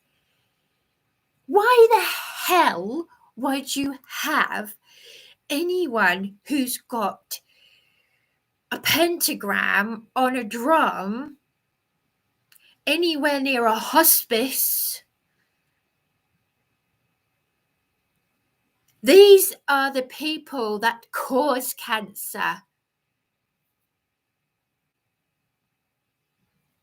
It's witchcraft. And if you're not even going to even accept what I've just said, then that's it. But at least if you can get that out there, you've got it out there, and then you can walk away. That when I found that out, I was sickened to the stomach. But the Freemasons do support these local charities. My mother died of a rare cancer. ironically, my middle sister, she's got Uri Geller's phone number, and Uri Geller said that we would get these signs from my mother, and we got these signs, the bird flying around the room. I had a sparrow fly around the room at the psychiatric unit. But people are so stupid and so blinkered, let alone not having the spiritual. There are so many shills and idiots walking around everywhere. But this was, when I saw that bird fly around the room, I already realised that this wasn't, I'd had the flashing lights and I saw the bird fly around the room because these were the signs that Uri Geller said we would get from my mother. But my mother is not conscious. She is asleep. She's not in heaven looking down. She is asleep. The dead will be raised onto the earth first. Oh, I almost get emotional saying it. But yeah, I have to say though, Uri Geller was on the Rains list. I've recently learned, in recent years, I've learned this. Since I've been in a relationship with my partner, I believe that as much as my relationship with my partner has been destroyed somewhat, it's been for a reason. All of this has happened for a reason. All the stuff that I've learned, all the things that I've spiritually. The Rains list, look it up. RAINES. Lord Mountbatten is on that list. A list of Satanists and satanic rituals and murders. Uri Geller is on that list. My middle sister, who's living as a man, she needs prayers. There was no confusion at birth. There are a lot of demonic strongholds that need breaking in my family background. There's too much to actually talk about with regards to me and my background and all the, excuse my French, but all the other shit that I'm speaking about. If you excuse my language, like the police, what the council have done to me, it's enough to make anyone go completely loopy. But I mustn't overthink, because if I overthink, that's how people end up with dementia. I've cared for some people with dementia. I've also worked with psychopaths. I worked with a horrible Irish matron. She was a horrible old witch. Well, she behaved like one. And her sister was like, I'm not joking, I said she was like a clone of her because she really looked and sounded and acted the same as her. And I felt like Cinderella. Because the next care home I went into, there was a horrible old woman in the scullery who would not stop bullying me. And I've had it my whole life. So I could go completely mad. But I know that prayers are being answered. Because as my partner said, is Juliet like that? No. I've had moments where I thought, oh gosh, she's not one of them, is she? She's not one of them. So I have wondered to myself, am I being programmed? Where are these nightmares coming from? I have the most horrible nightmares. Like, I don't watch gory horror films. I've been to the London dungeons when I was a child, and I was traumatized by that. And I'm sorry if I'm going off on a tangent here, and I'm not reading the comments, but I'm just I'm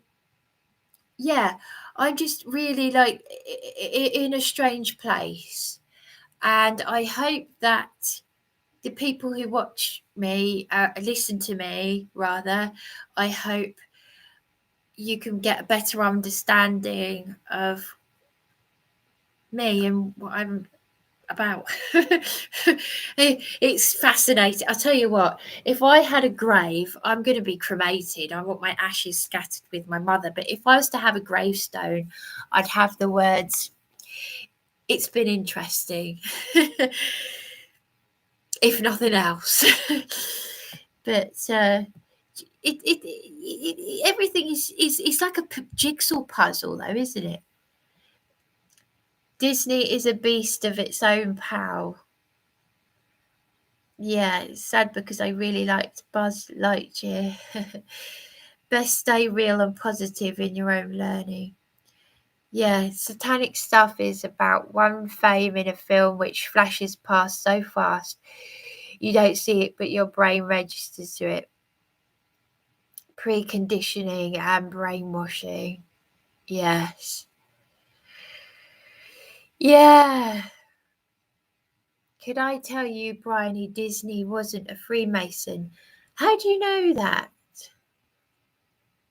Yeah, but Bobby, how do you know that Disney wasn't a 33rd degree Freemason?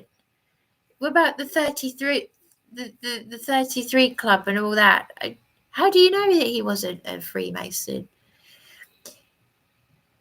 Oh, you do know that Disney World has Disney Peter Pan programming. I went to Walt Disney World, so I guess I've had Peter Pan programming, which is ironic because I said what Michael Jackson said, which is I'm like a female Peter Pan.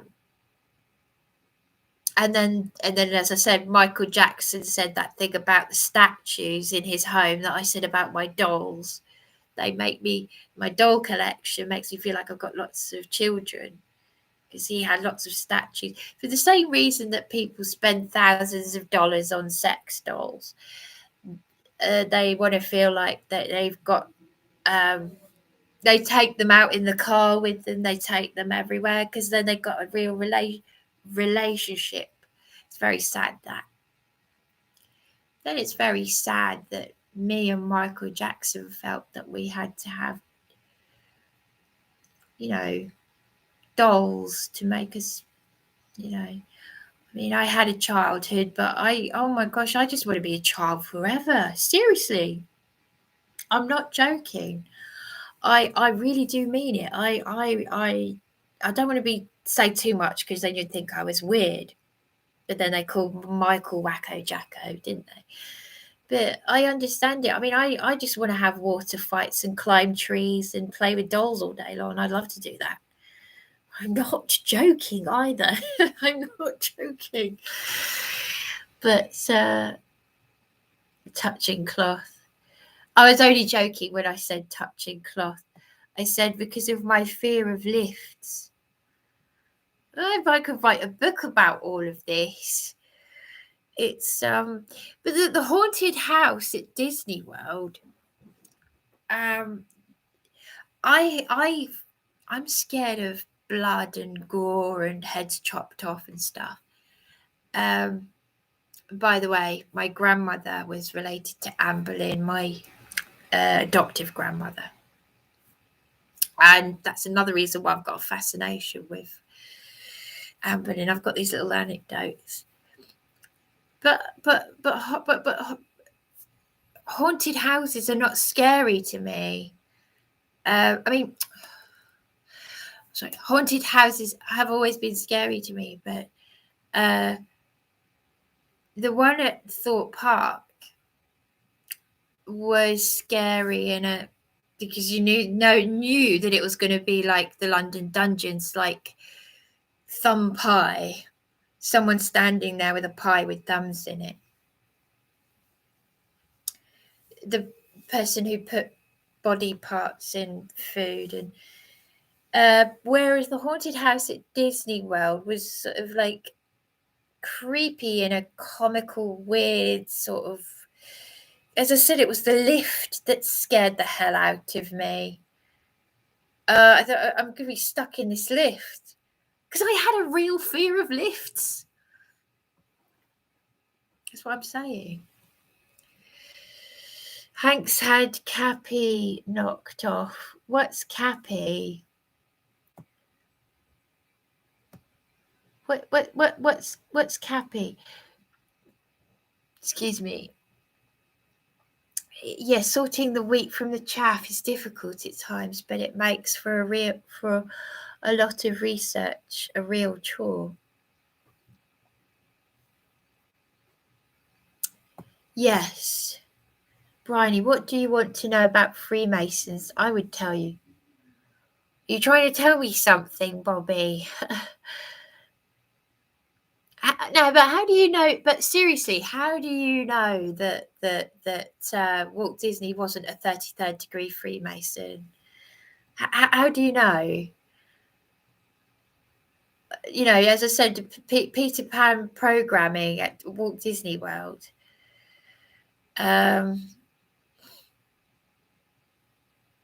Do you know what? Cinderella's castle. I remember thinking, I want to go inside there, but I remember thinking there's something not quite right about it. You know why? Because they very cleverly, it was an optical illusion. They made it look like it was far away when it wasn't that far away. Because I remember thinking, even as a 7-year-old, I wasn't that stupid, Mr. Disney, because I remember thinking, looking at the top, thinking, I don't think I could get in. I don't know what it is, but there's something telling me I can't get inside that castle. Well, yeah, it's true, because it was an optical illusion. It was, I think the size of the tower at the top was probably like that, with a small window, like, I'm sorry, I'm going off on one, but how do you know that Walt Disney wasn't a 33rd degree Freemason? How do you know that, Bobby? A lot of priests and stuff could just as easily be what the Bible means when it says disguised as an angel of light. Many Satanists aren't even trying to hide who they are. No, well, that's why I had that nightmare about my mother under the... This is what I mean. Spiritually, I've had questions answered spiritually in my nightmares as a child. I didn't know what Satanism was, but as a Catholic, because I had my first Holy Communion, I had a nightmare that my mother had been stripped naked and put in a cloak, and it was under the Catholic Church, which is where they do satanic rituals. How would I have known that? I think spiritually, a source, I don't know what source, was telling me because we get messages in our dreams and our nightmares. Where would that have come from?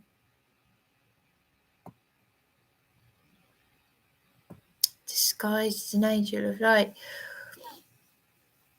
Well, Lucifer, the light bearer, obviously, I suppose would use these priests, but he's using our nightmares as well, it seems. It's the Bible thumping fundamentalists who are usually the ones fooling people. Hi, Bryony. You mentioned the name Jehovah earlier, and it's amazing. Its original spirit is the smoke and rising heat from a volcano. When you research it through words alone, that's what you get to.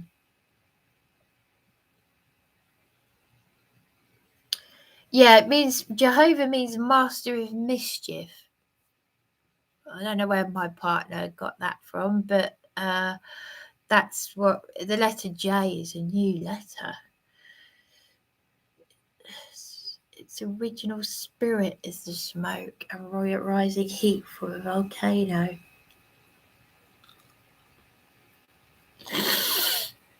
Well, he's certainly a master of mischief to fool people. My cousin tried reading tarot cards. He threw them out after he said he was in bed asleep. He woke up to feel something on his chest, holding his shoulders. Oh my. Yeah, so wow. Frightening, very frightening, Michael. That is frightening. Just from doing tarot card reading. Well, it just goes to show we must have had loads of stuff in our house, and what with the trauma that we'd, from a violent divorce. Why my family didn't take it seriously that I was a victim of childhood. Well, I was a victim of childhood abuse. And I'm not talking about my eldest sister smacking me as a 3-year-old, smacking the living daylights out of me. I'm talking about witnessing my parents, on a couple of occasions, they tried to kill each other, from what they've said. Well, from what my mother said anyway. But my mother had to stop herself from killing my father to defend herself, because I was sat on his lap. And she thought, if I go to prison for murder, then I get taken away. And I was just a baby. You carry these strongholds with you. And so it explains why our house was a bit like something almost out of Amityville. I'm only exaggerating, but I'm talking about doppelgangers and hearing and seeing family members when they're not actually there. I wish I knew more about it, but a gun can be a great thing, but it will also kill. Oof. I don't know how anyone can even own a gun. I know a lot of Americans do own guns. My mother's friend in New York, she married into the mafia, actually. She's Italian American from Brooklyn. And she slept with a gun beside her bed. I don't know if she still does, but this is New York, though. My mother, it was like something out of Cagney and Lacey, because my mother used to get the flashes on the tube, and Anne would get the gun people, which is just as well, because I think I seem to have inherited this from my mother, this perverts. Because as children, my mother and I got flashers and perverts who, like put a hand up the skirt. And it's something that's carried on into adulthood. And thankfully, I've got resilience there. Not many women can handle anything like that. But, yeah. But I don't know how you could. I wouldn't want to even have a gun in the same. I mean, when I saw where the Twin Towers said, I couldn't believe the sign that said, "Please put your guns in here. Put your guns in here." Oh, just a minute. Let me just get my gun out of my handbag and put that in there. I made 2 leprechauns out of clay. Are they demonic? Michael O'Neill. Yes, they are demonic. Because they're idols.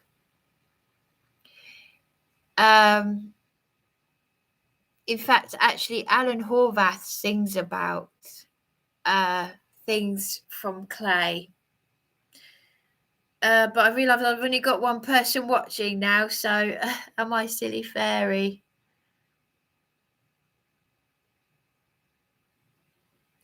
No, I am being serious when I talk about these things, though. We're talking about idols. So, yeah. The green man is believed to symbolise the cycle of life, death and rebirth. Symbol of godlyhood within the male and its relationship with the transcendent life force, our goddess. Yeah, it's also used to, well, even if it wasn't used, even if the green man wasn't used to murder and rape children, it's still evil because it's an idol. It doesn't matter what you've got, if you use it, if you worship it, if you idolize it, if it's just a trinket, get rid of it. That's what we're instructed to do. Get rid of these things. Our Saviour saying, does our Saviour actually say, you know, get your house in order. Get rid of these things. Get rid of them. Yes, Michael, stress does lower your immunity. I'm gonna have to sign off because it's like 4:30 in the morning now. Jim Davidson and Alex, was this? We often have perceptions from our past and we attribute them accordingly as we see as reality. So to perceive is important. Best start there. Sorry, I'm not sure what you're saying. What? Sorry.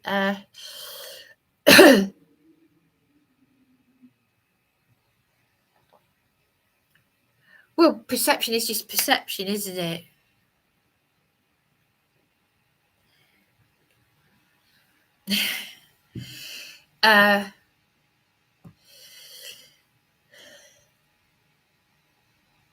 But yeah, everything starts with a perception, of course. Deep learning is a very time-consuming subject. Yeah. Alex Belland had their photo taken together. Behind them was a green bear. A man in a suit. Coincidence? Oh, I don't think it probably isn't a coincidence. Man in a suit.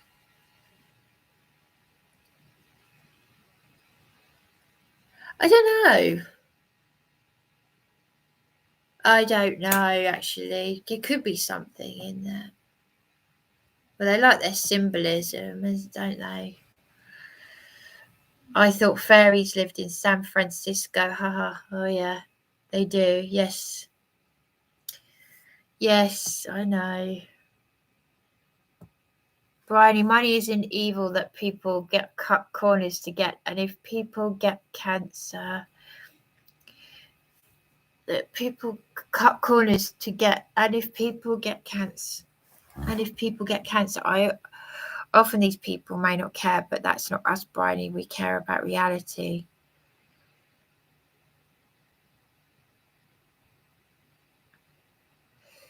Bryony, money isn't evil that people cut corners to get.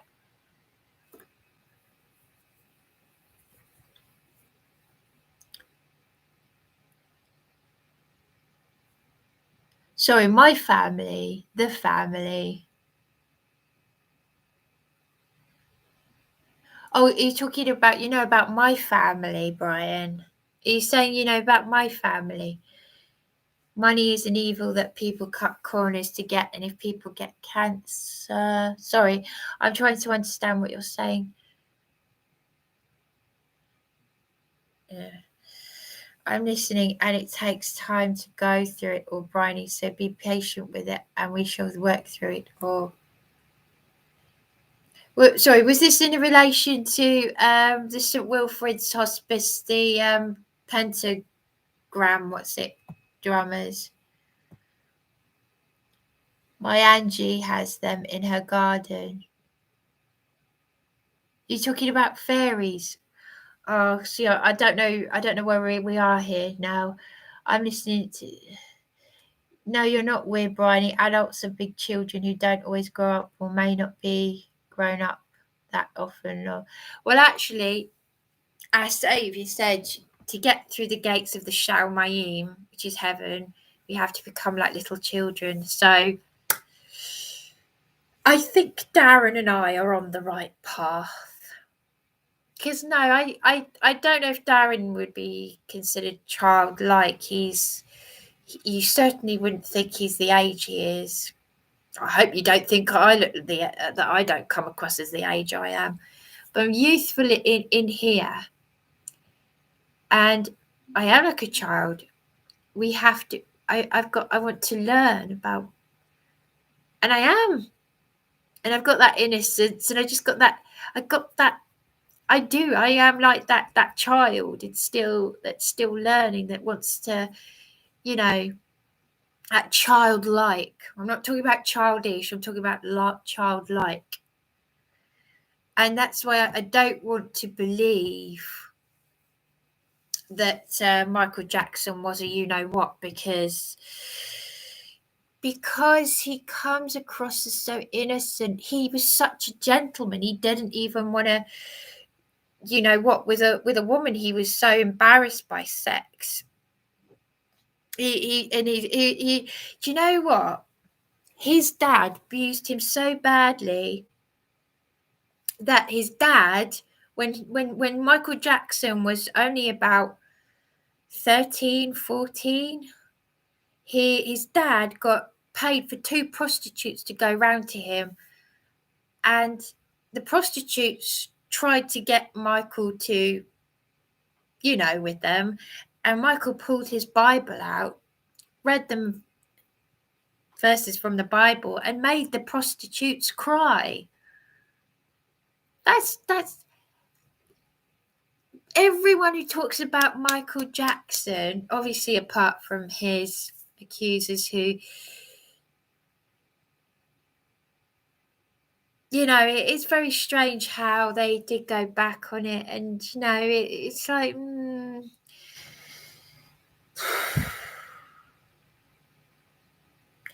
but even the way Mark Lester speaks about Michael, I just feel I've always felt that Michael Jackson has got that.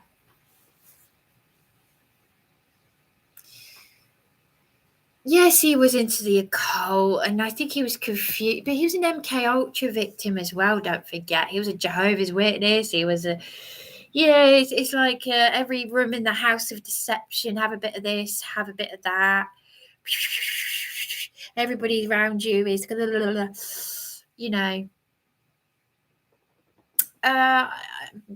thing is though, with Adamant or Stuart Goddard, who said he could relate to me, and he's doing the Baphomet pose though, but he even showed, this is Adamant who wrote to me. Stuart Goddard is the man, the living man.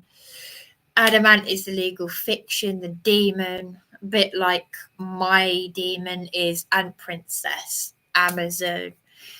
I created that fantasy when I went to the conventions, when I went to the gigs, and I became that.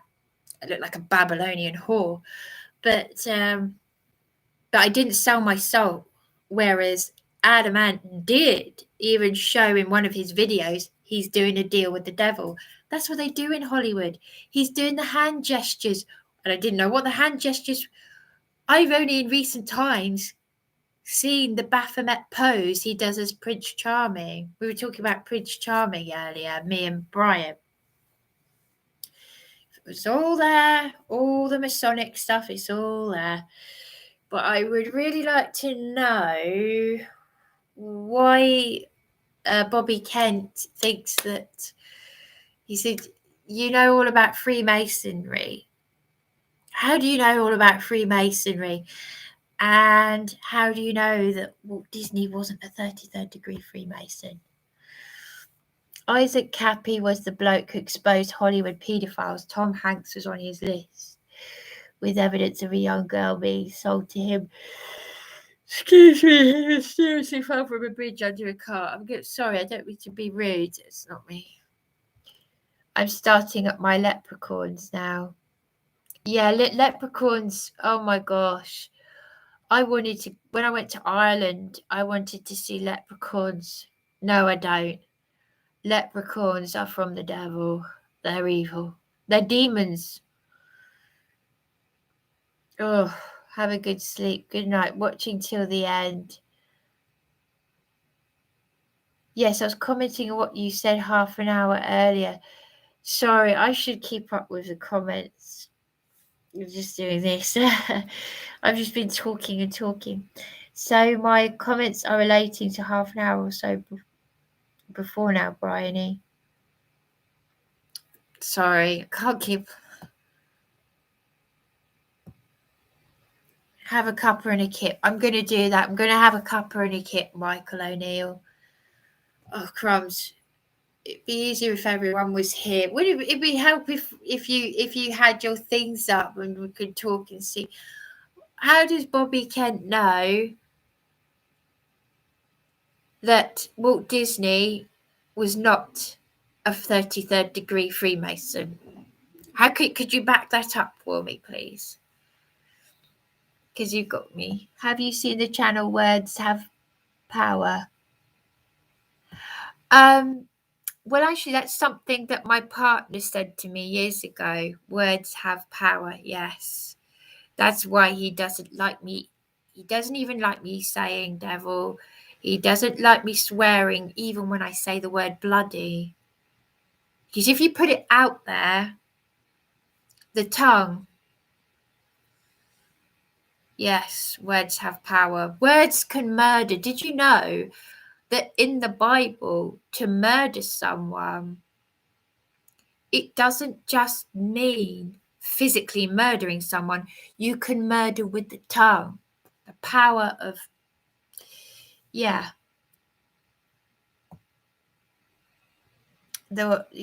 So yes, words do have power. So the word murder is not just physically killing. Yes, so we have to put this is why I have to sort of apologize to my Heavenly Father when I feel the need to swear, because I know that people like Dan, who might swear more than I do, now how can I say, it's part of his everyday language more so than it is mine, because it's a form of language, isn't it? And I'm getting other people, we're talking about language, we're talking about getting people to understand us. So I feel the need to swear to get my anger out. It's a thing, isn't it? We feel the need to express our anger through swearing. I feel bad afterwards, though. But yeah, okay, Brian, I'm sorry I haven't responded to your I haven't, kept up with everything, but yeah, I think expressing to some and an offence to another depends on who we are. Well, swearing is offensive, period. That's why it's called swearing.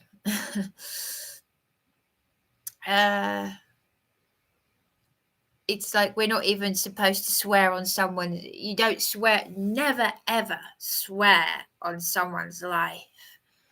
Never swear on the Bible, never swear on anything. The scripture says, let your word be your word. You don't need to swear. I know that's a different meaning of swearing, but it's meant to be offensive, otherwise it wouldn't be swearing. It wouldn't be called swearing if it wasn't offensive. Freemasons have to work their way up, and each level they reach, they have to swear to secrecy. Yeah. Well, that's why I in a court of law, I won't ever swear on the Bible again. I did it once for a fine. It was stupid, but that was before I knew what I now know. Those, yeah. The Hippocratic Oath, or the doctors, what I call the Hypocrite Oath. They haven't got a clue about all Mason's secrets, unless he was a top Mason. Yes, Brian PC. No, it's okay, Brian. It's been good listening to you. Thank you. Yes, cup of tea, bed. Thank you, Michael. Yes. Having good morals is a good place to start. Yes. I'm going to have to make a video on all this. Well, but then I'll be here forever. Someone once said to me, why don't you write a book about it or your life in it? Because if I was to write a book, I'd have repetitive strain injury. No, but I still wouldn't fit everything in. I'd have to make it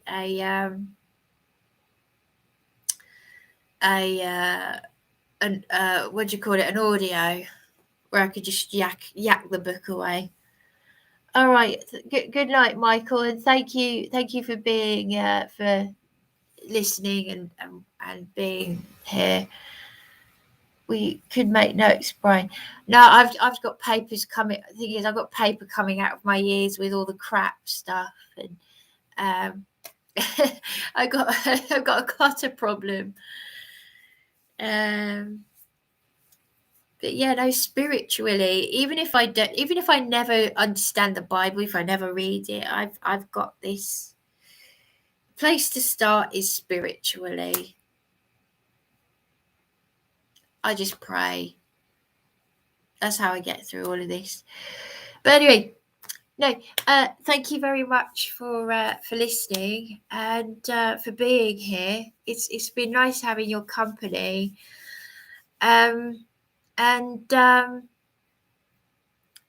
Chat's going up, lol. Yeah, no, I'm gonna wrap this up now. So I'm gonna say good night. But before I do, no, I'm bothered now. I want to know how Bobby Kent. What makes him think that? What made him say that Walt Disney is not a 33rd degree Freemason? I want to know how he can back that up. Because I've seen so much that, you know, overwhelming sort of, you know, for someone like him to become as successful, to build an empire and everything, you know, and war propaganda as well. No, gone down again. Good night. Take care. Thank you. Okay. I'm going to say no night. But yeah, no, whoever it was who said, someone said they've got some idols of some sort. I was saying, no, that's not good. I can't remember what they said though. Sorry, I'm a bit embarrassed now. I'm looking a bit and sounding a bit bleh.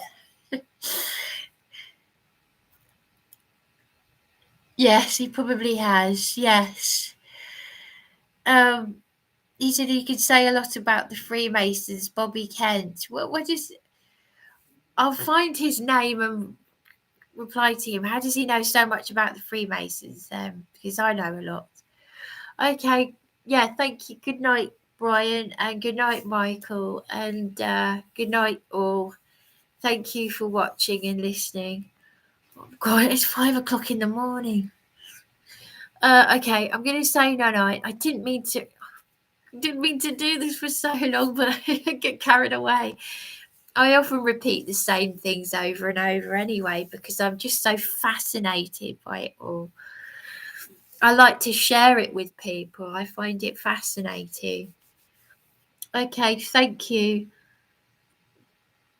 Thank you very much, Brian. Thank you. Okay, I'm going to say no night then. Okay, thanks. Maybe next Friday I'll ring this radio station. Well, I want to anyway. So okay, thank you. Good night, and Yahweh blessings. Night. Leia Tov. Oh, what's that? Sorry, what's Leia Tov? Got me. John Boy. Who's John Boy? Who's John Boy? I knew a John Boy. The Jehovah's Witness was called John Boy. Who's John Boy? Who's John Boy?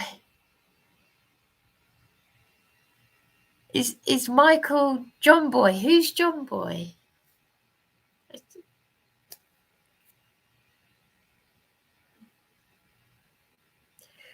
Who's John Boy?